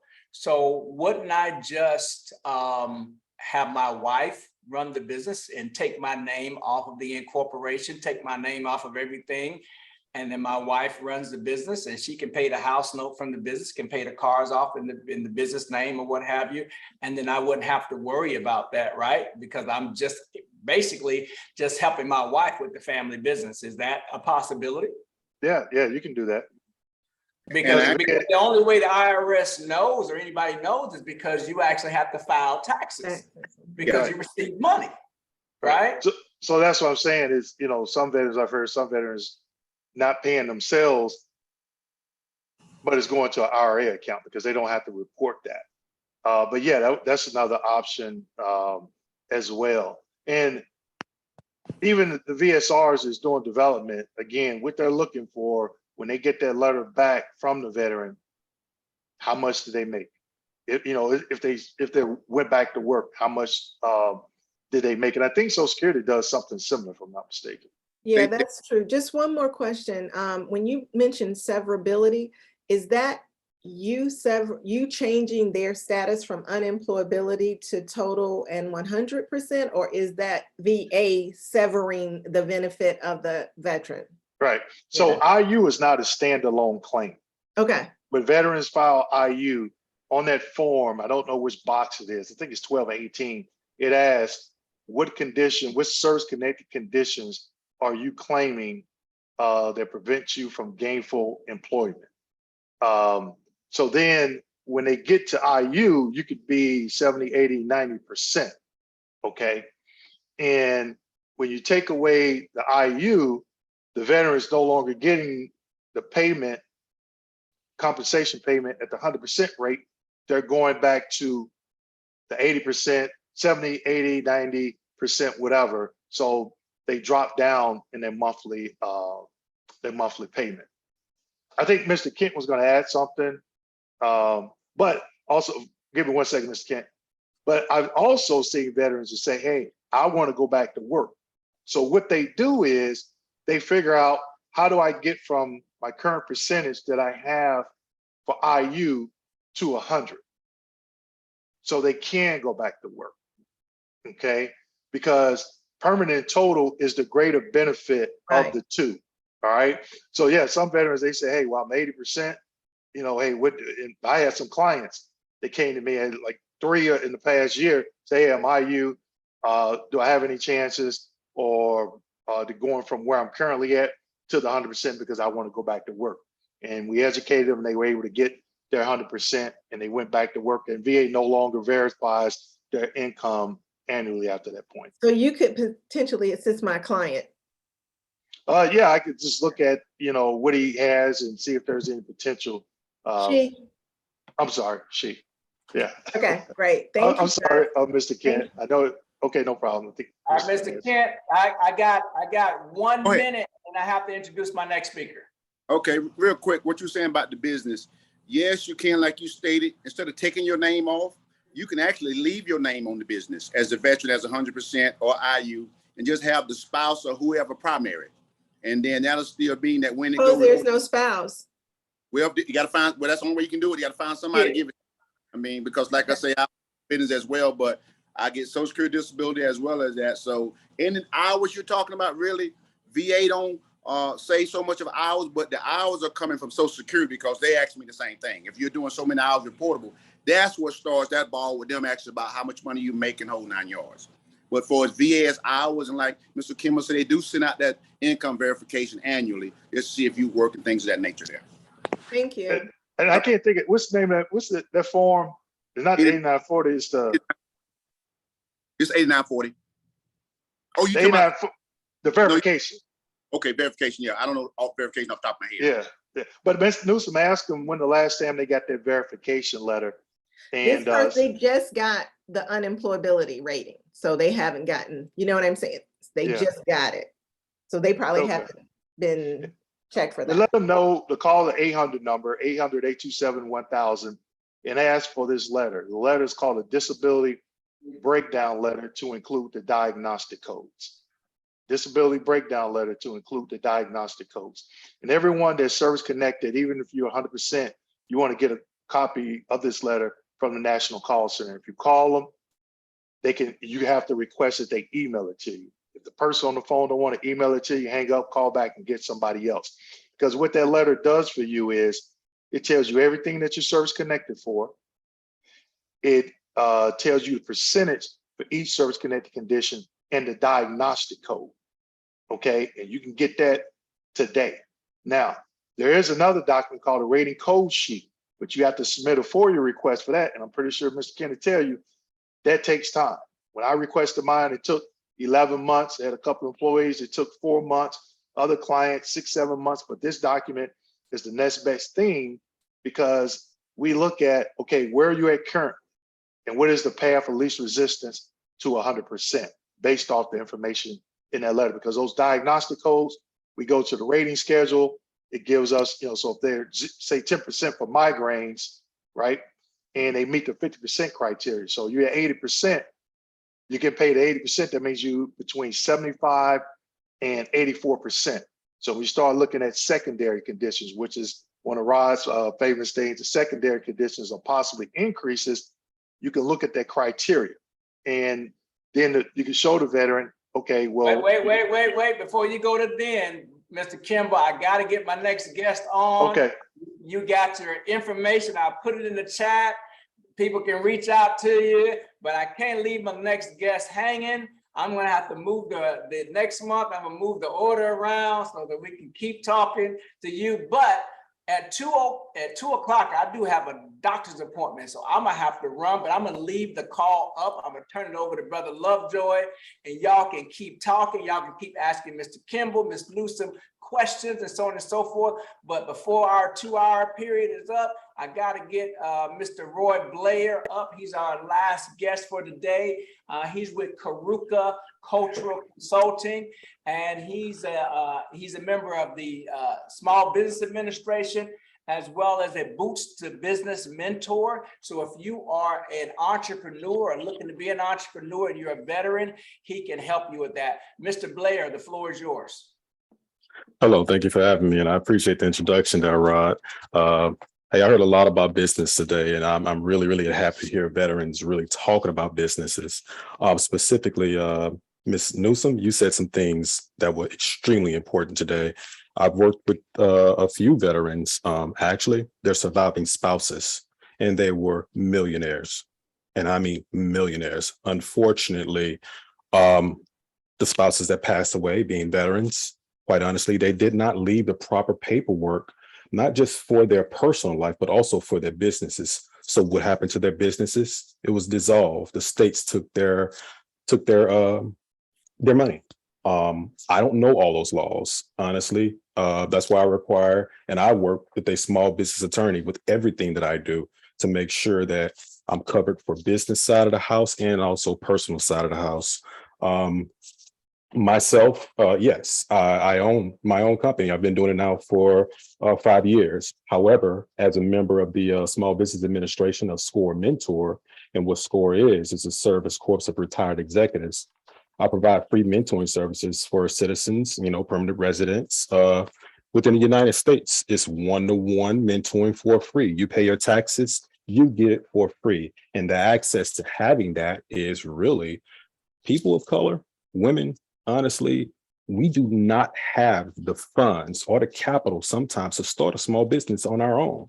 And you need that mentorship, that guidance. And with SCORE, you have senior executives that have retired from, you think of from Bank of America, Chase, so on and so on. And we take all of our experience, put it together, pool it, and provide direct mentorship for small business owners, the best that we can.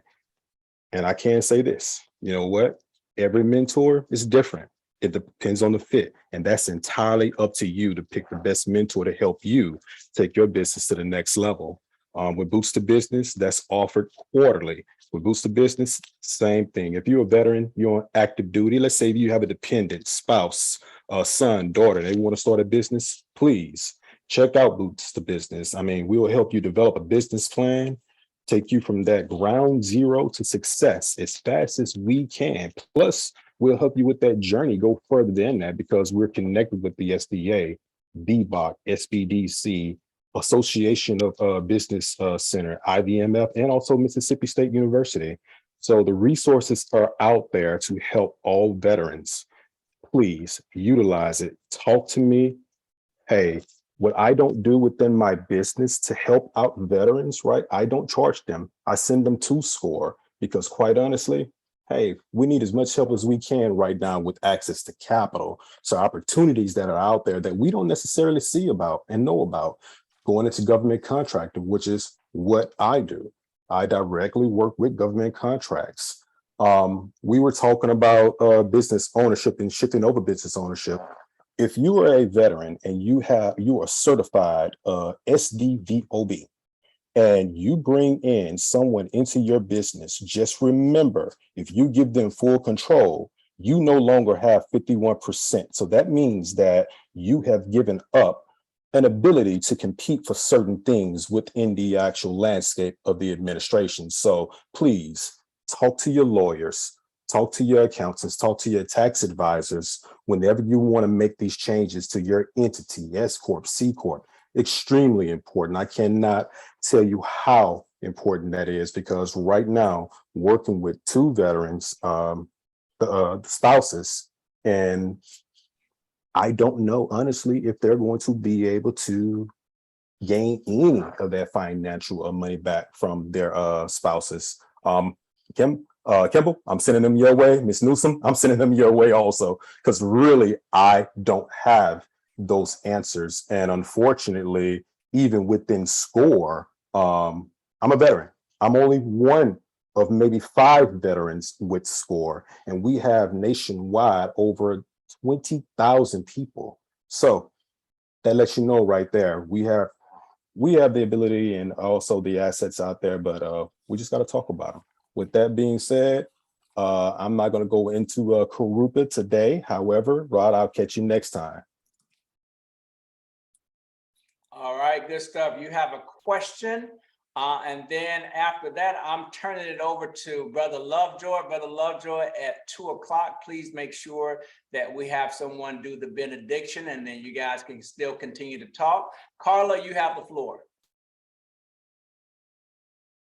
Hey, sorry about this. Thank you so much. I just want to say thank you all. I do have to get off this call, but I am a veteran who has dealt with so many pitfalls and glass ceilings and stone walls and getting information. And I just want each of you to know how important this has been. I mean, Ms. Newsom, you're amazing. Thank you so much for breaking that down. I have many people that I want to refer each of you, and not just for myself, but for their particular life journey, so they can be stabilized and feel like they've gotten what they've earned and deserved. So I just want to say thank you so much for each of you, and I will be in touch, and you all have a great day. Thank you so much. Excuse me. Thank you so much for coming on, Ms. Carlin. And you're welcome to come back each month. And for all the other first timers here, we appreciate you all because we have just how many we have, 5, 10, 15, 20, 25. Yeah, this is about an average because somebody goes tell someone else and they come back, and it seems like, again, I'm gonna have to go tune in on Attorney Newsome. She always come out with something new, so she always shares something new with us, and we appreciate her and we appreciate our other speakers. But please let someone know about what we're doing. It's God's, it's just God's work, and that's when me and brother Cunningham first started out. It just kind of grew, and of course, if it wasn't for brother Green putting us together, we wouldn't have known the basketball team, football team, if you will, of what we're doing here. And to have Mr. Kimball here every week, I think he even beat me here. I think I had to miss a couple of times, and he still was on. So we appreciate you so much. Now, what I want to do before, we still got about 10 minutes. And remember what Brother Cunningham said, that we're going to be here additionally. I don't know if anybody wants to stay and have any other additional questions, you can. But we want to open up the floor again. If anybody just come off mic. If you have any questions for Attorney Newsome, Mr. Kimball, or anyone that's on this floor, please come off mic at this time and go ahead and state your business.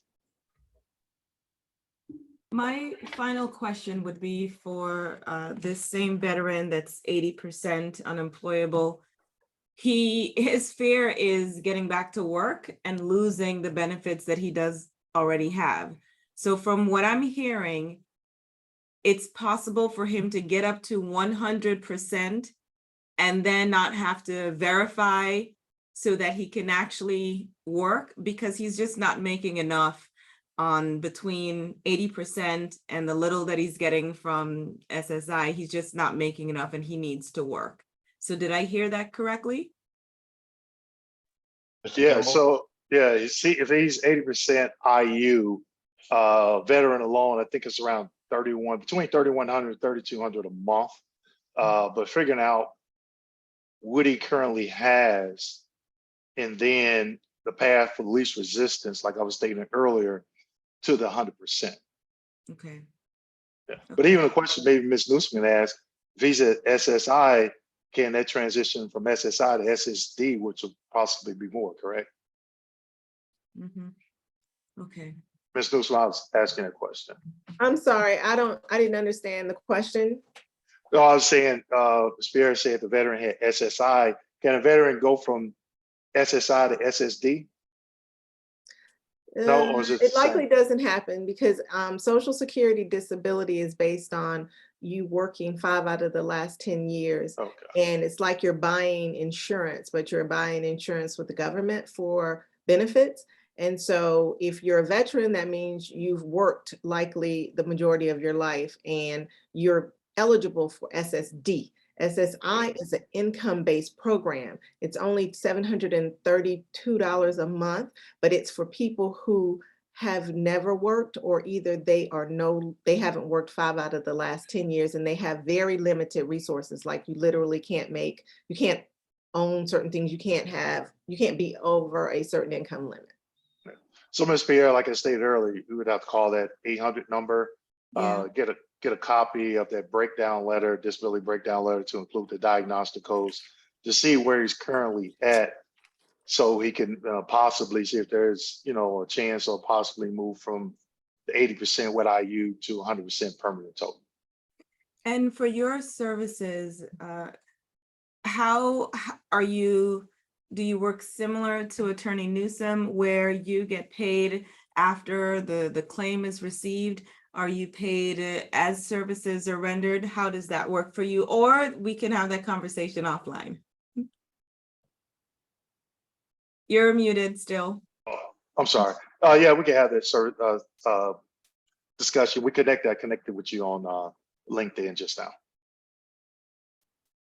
And can you give me that phone number just one more time? Is it 800-827-1000? Yep, that's it. Thank you.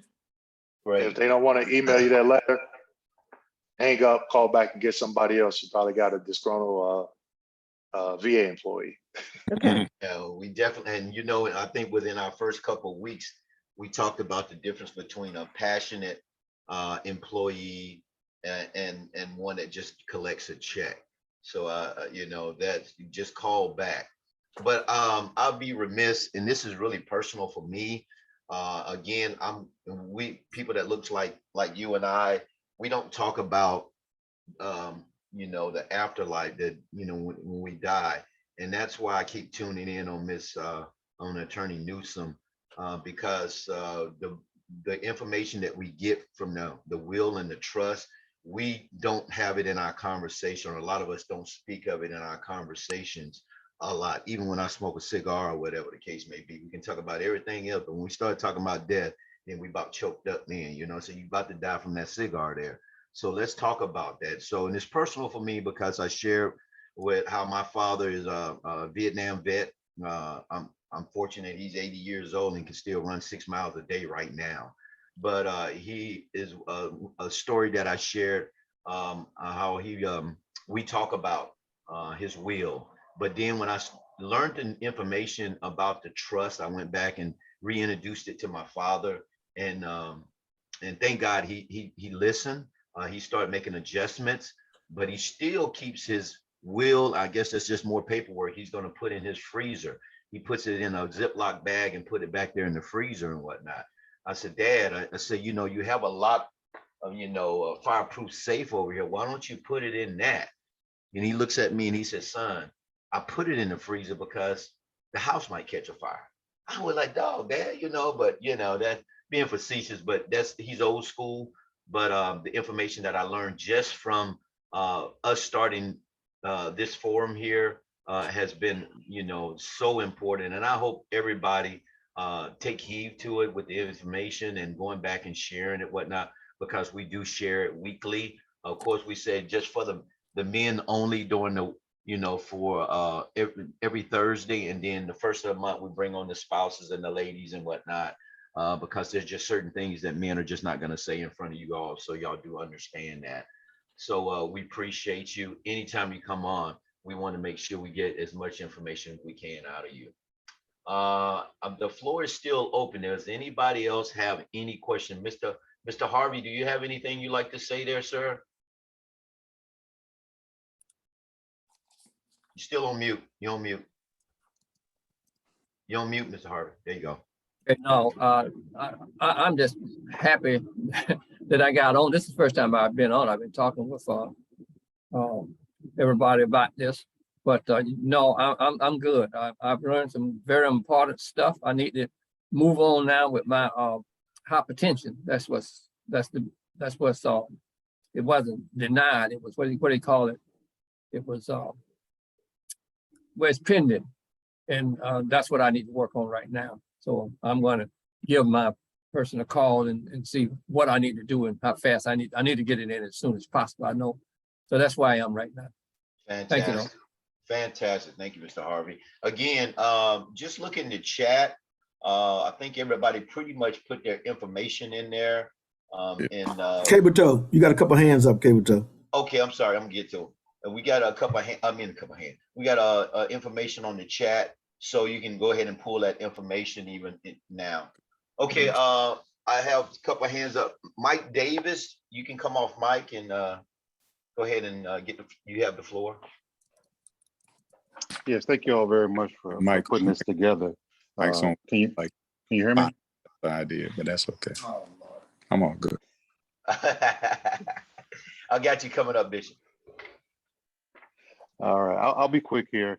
So I was previously writing when you were all talking about the wills and the trust and the difference between those. So I definitely appreciate the education. But how do you get that process started to even begin a trust?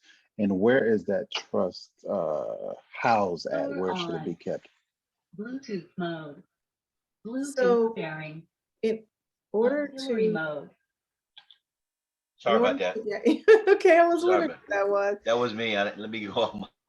Okay, so in order to get the trust process started, you would need to contact an attorney who does estate planning.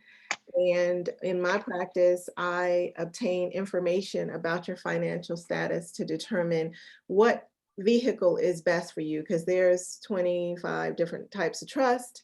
And so it just depends on a lot of factors as to what type of trust you will need. And that has to do with what your objectives are for your finances. And once that information is obtained by the estate planner, then you evaluate what document is going to best serve the client's needs and what your objectives are.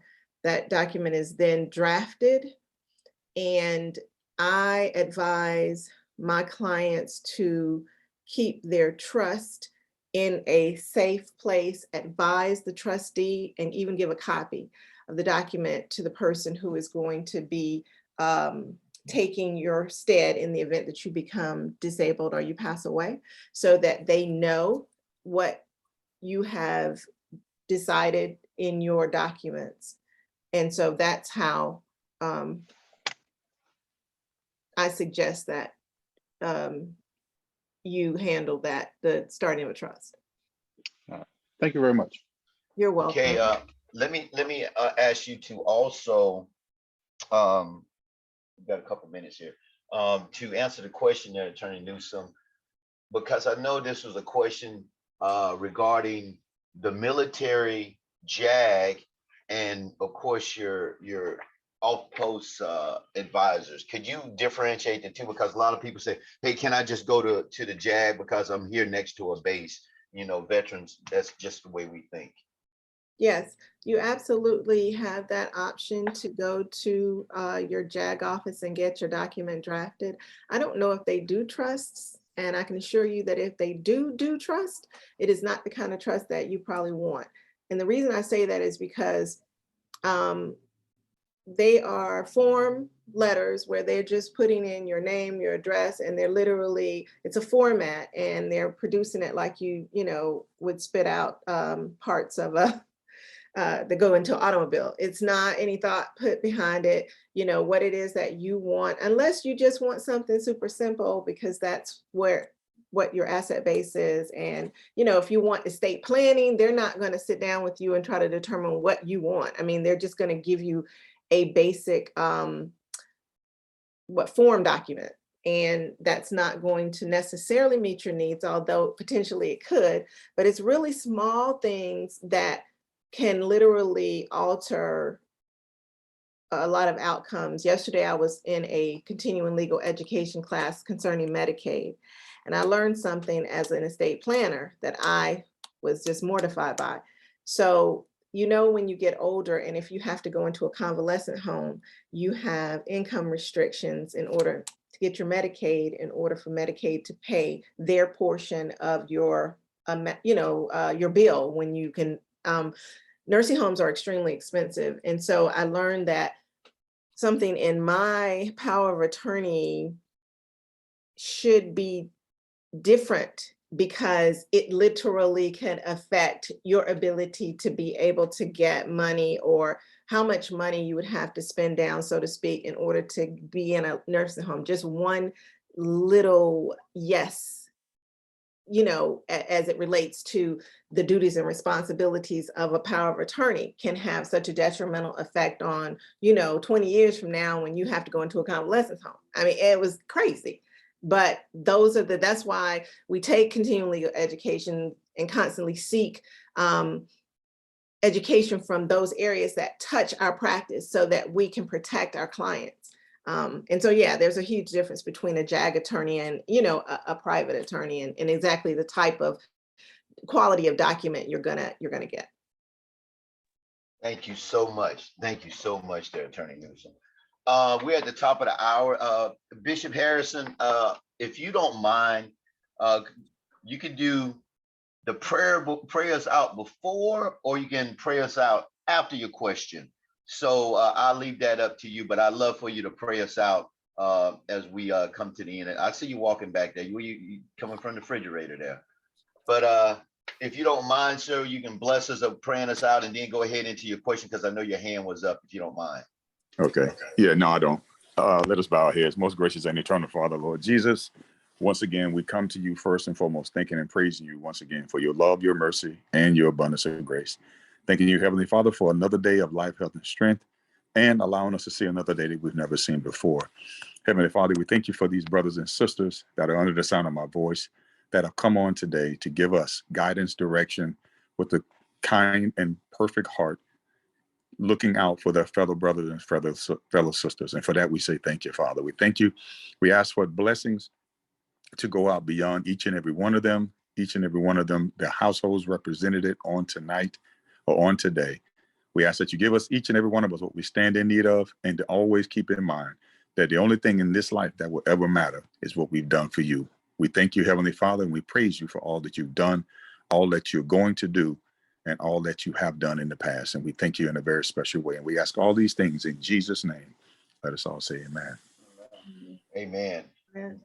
All right, now Bishop's going to go ask this question that you all are welcome to. I mean, more than welcome to leave and depart. I understand. But go ahead, Bishop. Mine is going to be a little brief. I know I need to get in contact with Sister Newsome, also with Brother Kimball. Do you do any assistance with the Camp Lejeune? Oh yeah, that's a great question. Yeah, because and here's the thing. I was going to say something because all y'all ain't numbered Army soldiers and caremen and nobody's a Marine. I'm the only Marine, so I like this question is never going to get asked. So well, no, I honestly was going to ask that question there, my Bishop. I mean, I just forgot. And Brother Lavelle Perry is a former Marine as well. Okay. Oh, who was? Lavelle Perry. He's on. Perry. Oh, okay. Okay. So it's two of us. And also my son wanted to ask a question as well, but that's the main thing that I wanted. What is the question again, sir? I'm sorry. No, with you, I need to contact you regarding the Social Security disability. I need to contact you directly for that. I want to get with you specifically with what steps I need to take. I was told to do it. I've held off for years. I shouldn't have. I know I first got out in 99. I applied in 2000. I applied in 2001. I left it alone and haven't touched it then. I got my 100% permanent total in 2018. So I think back then, I think I had started applying again. And before I submitted the application, someone called me from the Social Security office and told me, I know I see your application. You're not completely completed with it, but I'm going to tell you right now, there's anything for you to get. So you can just go ahead and stop the whole process. But that's what I wanted to find out from you specifically as it relates to that. So I may have to just contact you, I guess, on later, or just contact you at the office or whatever, however you want me to do it. Yep. Just contact me at the office. Okay. And Brother Kimball, relating to that, because that's the biggest thing now after 30 years, they finally acknowledging, what we got exposed to. Because I was in, I graduated boot camp in January of 86, and then went to Johnson, and of course we went to main side every day from January to April of 86. So okay, and just issues, the neural behavioral and the issues with my kidneys and stuff like that. So I know that, I don't know, but I just wanted to know whether or not you are someone that actually is someone that could actually help with that, or do you all have, because there's so many of them. I've probably seen over 20 or 30 of them in the past week that are either on the TV or on Facebook or on YouTube, or everybody telling you, hurry up. I'm getting all kind of texts saying, hurry up and do it, and all this kind of stuff. And I'm just apprehensive because I want to make sure whoever I get is competent and we can go ahead and follow through and find out what needs to be done with that. right. So what those commercials are not telling you is whenever you're doing a presumptive, there's certain criteria that needs to be met. Correct. The location. So in this instance, we're talking about Camp Lejeune. I'm sorry? No, I'm just saying, praise the Lord to Brother Harry. Oh, okay. Location. So we're talking about Camp Lejeune. There is a time period that you have to be at Camp Lejeune. 30 days, they don't have to be consecutive The only place, I think it's a couple of places, I think it's one is Cherry Point that they don't recognize. And from my understanding, Cherry Point is like what, 30 minutes down the road or something Right. like that. But no, I was at Johnson. Okay. For MOS school. So Right. I was January to April of 86. Right. So, and then whatever you're claiming with those commercials don't tell you, they don't give you the conditions that are on that presumptive list for Camp Lejeune contaminated water. If it's not on that presumptive list and you claim it due to Camp Lejeune contaminated water, they're going to deny the claim. Okay. So just get in contact with me and we can go over that 38 CFR. It's real simple. It's about 9 different cancers. Majority, eight or 9 different conditions. The majority of them are cancers. Most of them are cancer. That's what I noticed. I'm like, well, man, I ain't got 1 foot I ain't got 1 foot in the grave, another one banana peel just yet, but you know, but I see the other ones is like basically you got less than what 6 months to a year, that type of mindset. But I know that I have those that are maybe steps down from it, as in with the renal and also with the neurobehavioral.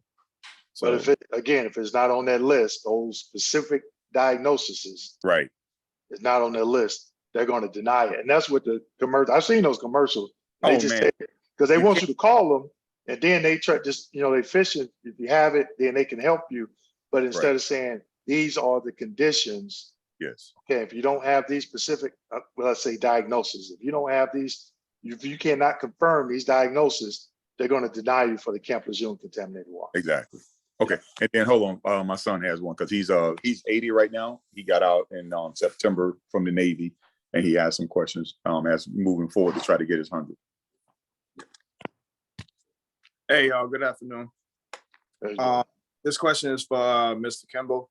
I'm currently diagnosed at 50% for unspecified depressive disorder with generalized anxiety disorder. And my question was, I'm currently going to also put in a claim for PTSD. So I'm wondering if I should file PTSD independently or if I should go the secondary route to the unspecified depressive disorder that's service connected for 50%. Right. So when you put that claim in for PTSD secondary to the other condition, you're not going to get it. Got it. Because they're not going to pay you separate for a mental condition. That would be what they call pyramiding.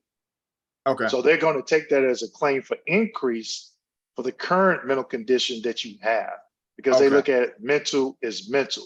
Now, then it becomes, you have 50%, understanding what the 70 and 100% criteria is for the general rating criteria. So if you got schizophrenia, depression, PTSD, anxiety disorder, the 0, 10, 30, 50, 70, and 10%, 100% criteria is the same for all of them. Okay. So that should be a file for an increase, correct? Yep. And you can, if you have a private mental health provider or psychologist, they can complete, certain individuals that can complete a DBQ, which should prevent you from having to go to that CMP exam, unless, you want to go.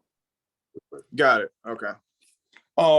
Brother Kimball, there was something that Brother Wagner said before he left, that he's not pushing, that he doesn't push people towards the PTSD, but toward the MM something or whatever that was. Is that something? Yeah, major depressive disorder. Because PTSD, you have to have a stressor, whether it be combat or non-combat.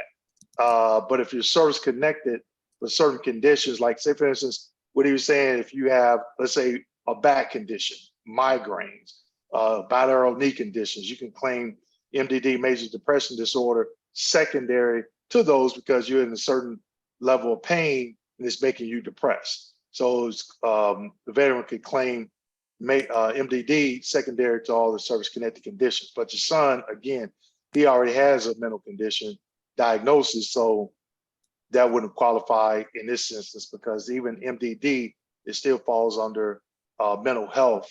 And they would just take that as a claim for increase for the current condition he has. And that was the one thing that I shied away from. I got my 100 other ways, but I'm just concerned because of the fact that if I do leave here, or when I do leave here, if it's not under one of those service connected conditions, because there are other conditions that I could apply for that I have not because I'm already the 100 PNT, but I'm like, yeah, but what if something else happens to come that takes me out that is not service connected? So that'll create an issue for my wife, correct? Right, right. I've had clients, the Vietnam vets, that one has a serious case of diabetes, and he's older, he's in his 80s, and he said, I think if I do pass, it'll be because of my diabetes. But that wasn't on the Agent Orange presumptive list. So as soon as it became Agent Orange presumptive, he filed a claim. He was already 100% PNT. He filed a claim and did get service connected just for that reason, because he feels that his diabetes is so severe that could be the #1 cause of his death once he passes. That way his wife will be entitled to those DIC benefits that we spoke about earlier. Well, where do you stand on it? Because right now, totally, I got 12 service connected. Total is like 240%. So, but others that I know that I have that I did not go for was like the sleep apnea. I had a CPAP machine from Bay Pine since 2015. But I did not get service connected for the sleep apnea. I got diagnosed, which was moderate from 12 to 15, I think, on the scale of 20. Also, the chronic fatigue. Chronic fatigue was supposed to be a presumptive if you were Desert Storm vet. Well, I was there from November 90 to June of 91. I applied for that and got denied for the chronic fatigue.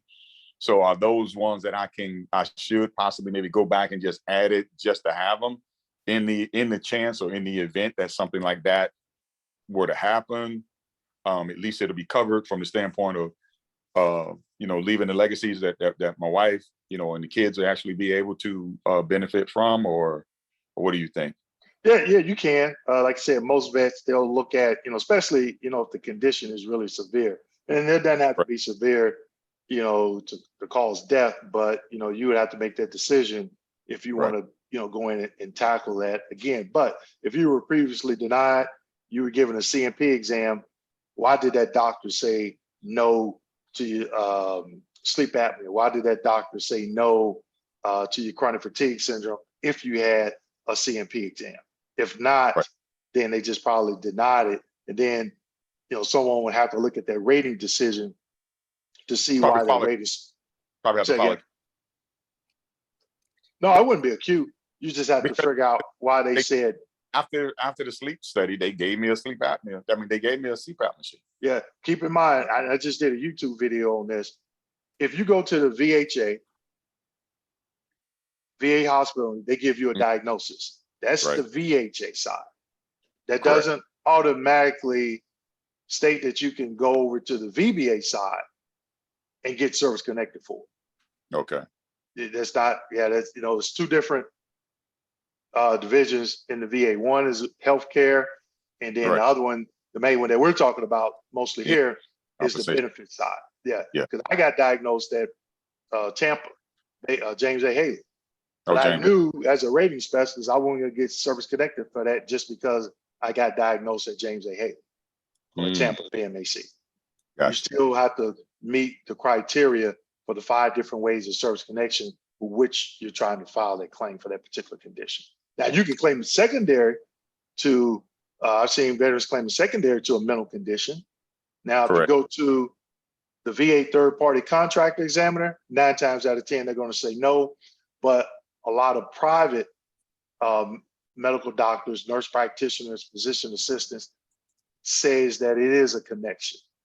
But most VA doctors, VA third-party contractors, QTC, LHI, they say there's not. Okay. Yeah. All right. I think I'm good. But yeah, so Newsome, just call you just contact the office directly. Do I ask for you or what's the procedure, the policy to go for that? Yes, if you'll just call my office and ask for me, let them know why you're calling. If I'm in the office, I'll take your call. If I'm not, I will definitely return your call. Okay, cool. I'd rather deal directly with. Right. Hey, Mr. Patterson, did you have any questions there, Dexter? Yes, I'm 0% connected for Hold on, hey, Mr. Patterson, hey, Mr. Patterson, you're really coming in distorted there. I'm not sure if it's just my computer. Is it anybody else? Anybody else hearing it like It's that? on mine too. Yeah, we got that. Brother Patterson, it's still distorted. Why don't you try turning off your video, your camera, Right. and seeing if that'll work better? It might. Right.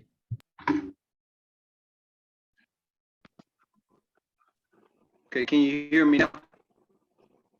A little bit better. If not, I'll call in on the phone. Yeah, call in. We'll still be here. Brother Lovejoy, while we waiting on him, Miss Ritter had her hand up earlier. I don't know if she still has a question or comment. Miss Ritter, you have the floor. Thank you so much. I appreciate the information and having the opportunity to meet everybody. In regards to the VA form, I think it's number 21 for the buddy statements. How much do they look at those as far as weighting the percentage when a veteran files? It's going to depend on the rating specialist that looked at it. I usually see a lot of buddy statements. A lot of people ask me, what goes into it, you know, but it's just basically whomever is writing it for you. I did a video today about military sexual trauma. And when veterans don't report military sexual trauma, in the military, they can use what they call markers. And one of those examples of markers is a lay statement from somebody that knows you. So somebody that knows you will write a lay statement saying anything about, you know, whether it be how you hurt your back, the sexual assault or whatever. And then they're supposed to take that and weigh it. Now, a lay statement from someone that's filing military sexual trauma probably will hold a lot more weight than someone that's claiming, let's just say, a knee or ankle condition. But at the end of the day, it's going to come down to that particular rating specialist that looks at it. Now, there's hundreds of rating specialists, and I will tell you this because I worked with a lot of them before I retired. You have some that are advocates, and then you have some that are not advocates for veterans. Okay, so it's going to depend on the individual that is reviewing that lay statement for your particular claim form, but they are supposed to at least weigh it, you know, take it into consideration. Thank you. I appreciate that. All right, Mr. Patterson, you back? You want to try? Yes, I'm back. Okay, that's great. Oh yeah, that's okay. good. Okay. Thank you for all the information so far. But I was just wanted to let you know that I had 0% for dry eye and red eye, and I've been diagnosed with glaucoma by the VA, and the doctors up at Callahan, they're running more tests to see if it's a neurological thing in the back of the eye. But I want to ask, can I do a secondary to dry eye or for that add the glaucoma on to get an increase on that? Because I'm not at 100%. I'm at 70%. I have the GERD also. Okay, so I would say, like I said earlier, call out and get that disability breakdown letter to include the diagnostic codes, because when you're dealing with two different diagnoses in the same body system, in which this case is under the body system of organs of special senses, right? If they grant you, I would have to go and look at the rating schedule, because at the beginning of each body system, it'll say, do not combine these particular diagnostic codes. So we need to see what diagnostic code was assigned for dry eye syndrome, and then which the diagnostic code for glaucoma. And if at the beginning of the rating schedule it says do not combine these, if they say you have to combine these two, you can't rate them separately, then they're just going to combine it.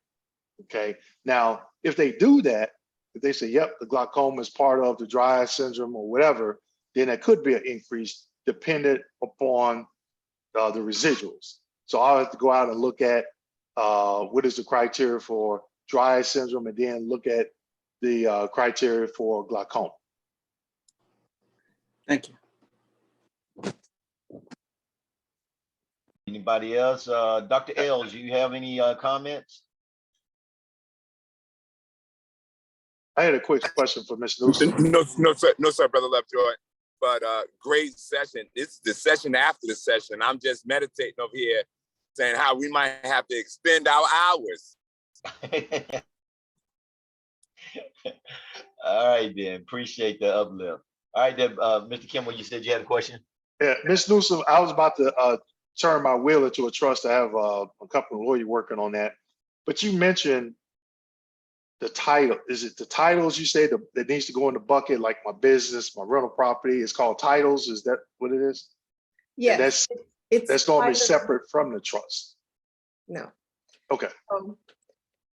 A couple of things. So you mentioned rental properties. Rental properties are a special category of asset. I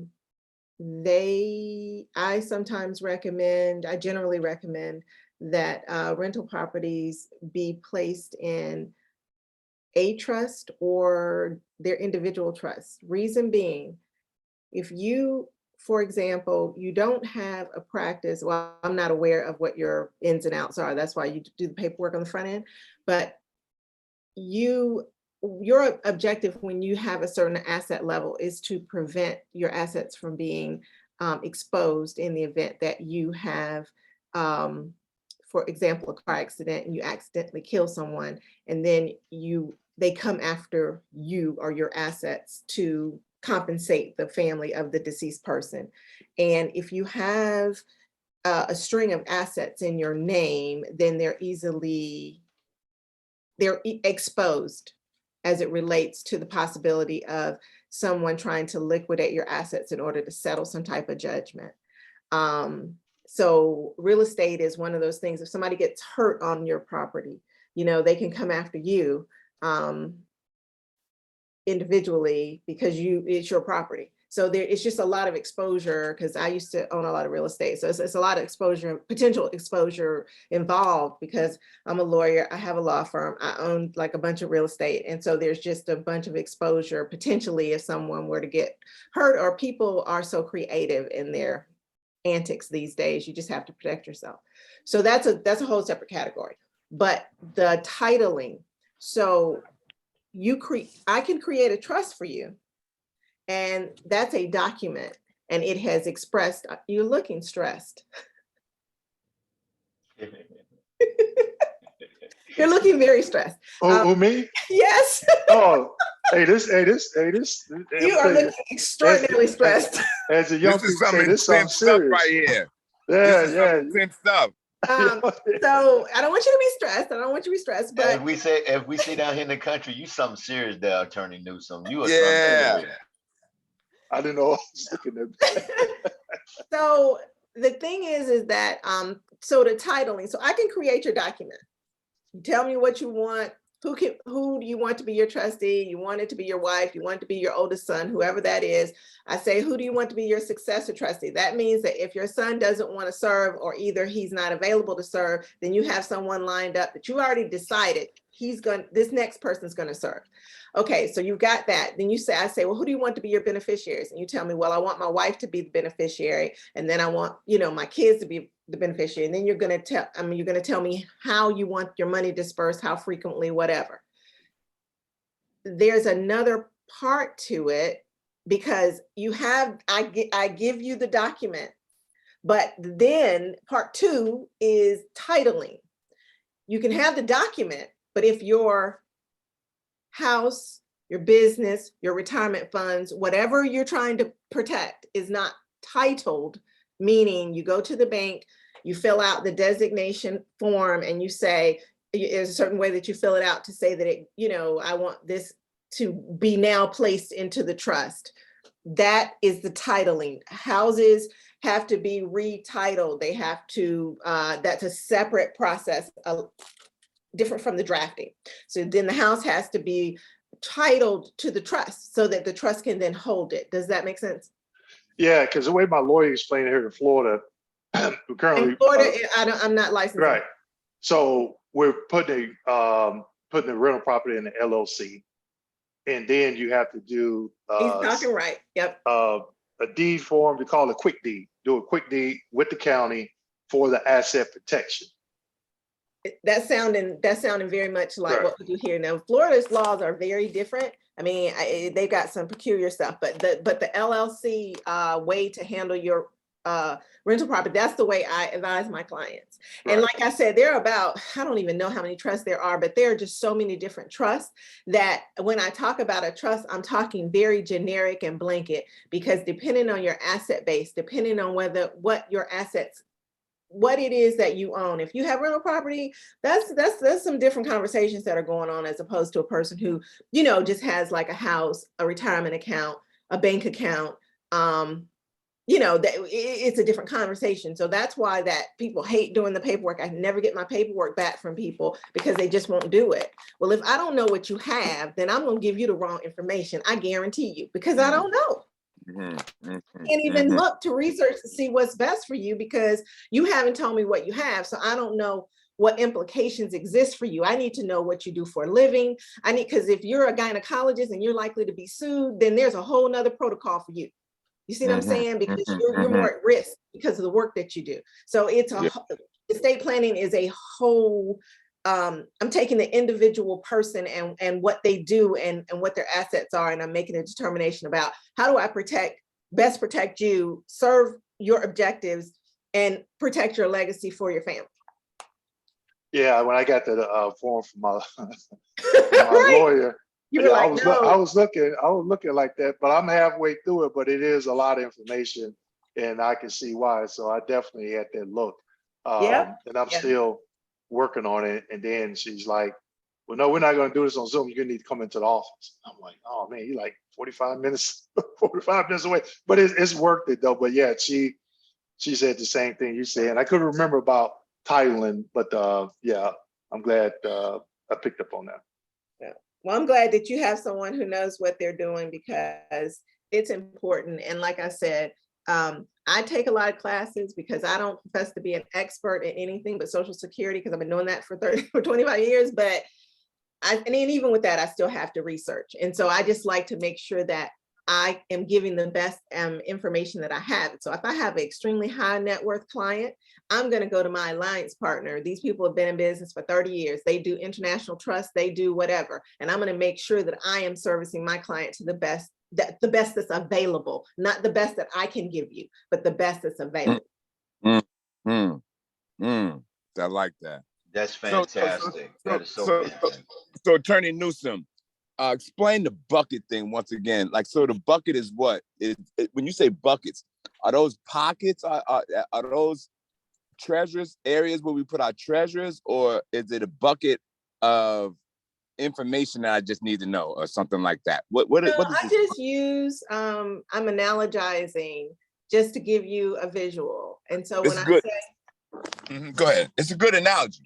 Yeah. So when I say the bucket, especially if a lot of people, it's a good idea for you to have your trust while you're living, and that means that you have your document in place. I'm the bucket maker. I make the bucket. You tell me what you want, who it goes to, who your trustees are, and I make the bucket. And then after that, once the bucket is made, that's the draft, that's the trust. Then you have to title the item. So the titling gets the house in the trust. Having the trust doesn't affect the house. It only is effective if it is put into the trust. A lot of people will pay thousands of dollars to get their trust done. They don't ever put anything in it. Problem, you just wasted money. You still go into probate. Or if you leave something out of the trust, you still go into probate. I mean, you know, there's another part of the conversation. So when I say, you know, I'm the bucket maker, I make the bucket, and then we put things in the bucket that we want to go in the bucket. Now, certain things don't have to go in the bucket because they're going to pass by operation of law, like your life insurance, but you can also put that in the bucket too if you'd like. I see. I see. Thank you. Thank you for that Now, clarification. you know, So likewise, anything that you don't put in a bucket, that's on you, because you, as the attorney, won't know all of the assets or all the other things. You're depending on your client to tell you everything that may go in the bucket. Well, if I don't know your business unless Right, you tell right, me. I right, can't be, I don't know what right. you have unless you've, shared this is my Got story. it. This all that paper, that's a story. And so once I look at your story, I'm like, okay, well, Mr. So-and-so has X amount of dollars in assets. He has X amount of dollars in his retirement. He has X amount of insurance policy. He has 3 houses. He has, and then I say, okay, what is the best way for him to meet his objectives, which you told me on that intake paperwork? I think with the only hiccup that we have, when I say we, me and my father and I, is that my father wants to leave set amount of money to the great grandchildren. So at a certain age, like 18, first, just as a 2-year college, he wanted me to get what an average 2-year college running now, something like that. He said at a minimum a 2-year college. He said, I get, because you know how kids can be like, oh, I go 1 year, 2 years, and I'm out of it. But at least a 2-year college. And then he's got it set because he got a lot of grandkids. And so he wants to set that set amount for a 2-year college at 18 years old or 21 or whatever the case may be. So, but it was just the holdup was getting the information on the kids and getting that back in a timely manner. That was our only holdup. But as far as when I spoke to him about the trust, my father is a researcher. So he went back and started researching, and he came back in his own, my father's very prideful too. He slid it on me and said, well, that does sound pretty good. And he ultimately got his paperwork. Next thing I know, I pop up, I'm getting a copy of with the trust, the way he set it up. Go, so Dad. Yeah. So he let me know that he did listen. So let me ask you, Brother Lovejoy. So what would have happened if one of them grandchildren was inadvertently left out of the trust? Or maybe I should ask that to the attorney. Yeah. Or left out of the bucket and something happened inadvertently. Well, I don't know. If any inadvertently that's happened, because my father's so detailed as far as he got all the information he needed on the grandkids, and so he's a pen to paper type of guy. He goes over and over and over and over it again. So I don't know if that answers your question, but inadvertently, I just don't see that in my father and whatnot. Oh, I forgot. My father's in the 4th quarter of his life right now, man. He's looking at playbooks to where he knows them. So, just review. Good for your father. Good for your father. Because you know what concerned me when you said that he wanted to disperse it at a particular time. If y'all go to my website, you'll read my story on my dad. And he was military 30 years, Army intelligence. The man was brilliant. He had, he passed away much into my adult life, but I lost my mom at 13. And so he had everything in order, financially taken care of. He had monies that were to go to me and my brother every 7 years until the fund was depleted, because he felt like 7 years you incrementally mature more, you know what I mean? Don't give a kid a bunch of money, because I can guarantee you what's gonna happen. Well, what had happened was is that my dad left in a will. And so needless to say, me and my brother never got any of our money. Yeah, that part. So yeah, that is that when you, as soon as you said that, I started being like, oh Lord. And I mean, now we're talking about my father. My mother passed in 2014, and he was remarried. So he got a prenup done. Now he's got his will and he's got his trust, because, of course, nosy family, everybody's concerned about, oh, she's going to get all that money. Everybody's worried about how much money my stepmother, how much my bonus mother's going to get. But my father had it, the prenup put together, that everything he had before he married her, including the house. And it's even written down that after 6 months, if he should die before her, that 6 months later, she's got to go. I'm just putting it bluntly. But she Mr. Lovejoy, where are you? I'm in Alabama, in Montgomery, Okay, I don't Alabama. know the law there, but I was gonna say. Yeah, you know, so she has her own place still. They keep it up, and their two sons. And my father like got all of us together and set it down. You know, hey, you know, her two sons and I, and we're all adults and whatnot, and it went over really well. And like I said, a lot of times we don't talk and put ourselves in this position to talk about not only death, but to get together and talk about it before then with the family. That was Praise God. very powerful. So for those who on the call, Bro, you just said something. You said her two sons and you, so that means that there was some other children outside of your mom and dad. Yes. So this is interesting. But I'm gonna share with you, and Attorney Newsom might be able to add something to this. So I actually had an issue situation where my uncle passed, and within 6 days of him passing, his wife passed. They both had children from previous marriages, and it was a very contentious issue with regards to who was entitled to what. And long story short, most people assume that because his wife survived him, that she got everything. That was not the case. Because of the time frame in which she passed after he did, one was assumed to have passed before the other, and then the other was assumed to pass before that one. Attorney Newsom can probably better explain to you. So in essence, because there was no will, everything went to their respective kids, not necessarily to the wife and her family. Can you address that, Attorney Newsom? Yeah, well, yeah. So depending on the law of the state that you're in, you have a thing in the will.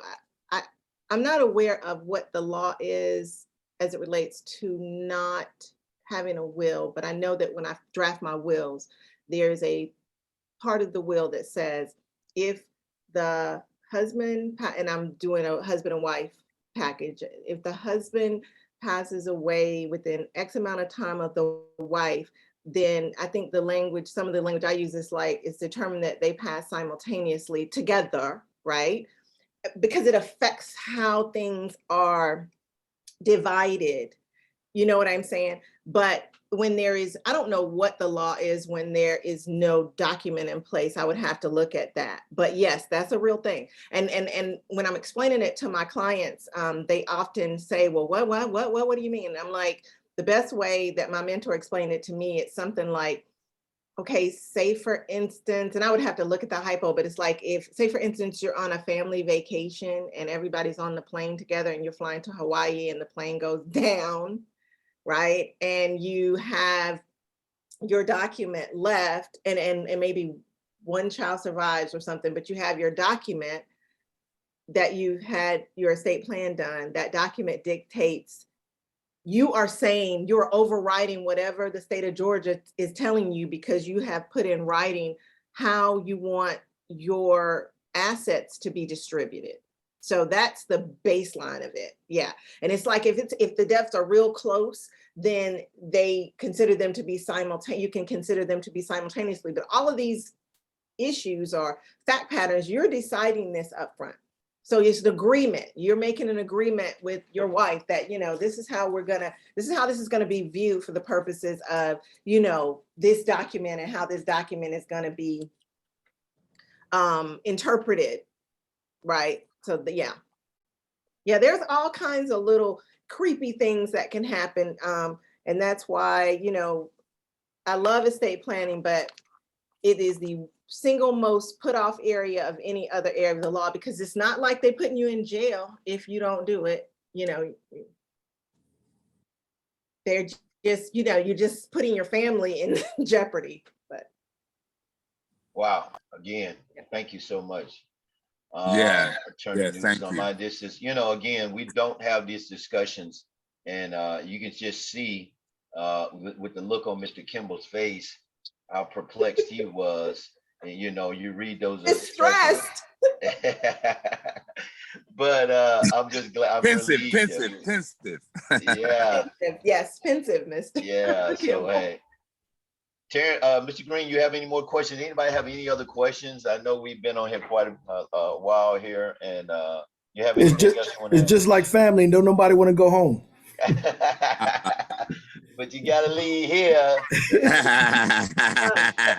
Miss Ritter, you have anything else? Amy, do you have anything else you wanted to ask? No, not at all. Again, it was a pleasure meeting everybody. I appreciate the opportunity to come together and look forward to next month. Fantastic. Steve, I see Steve just logged on.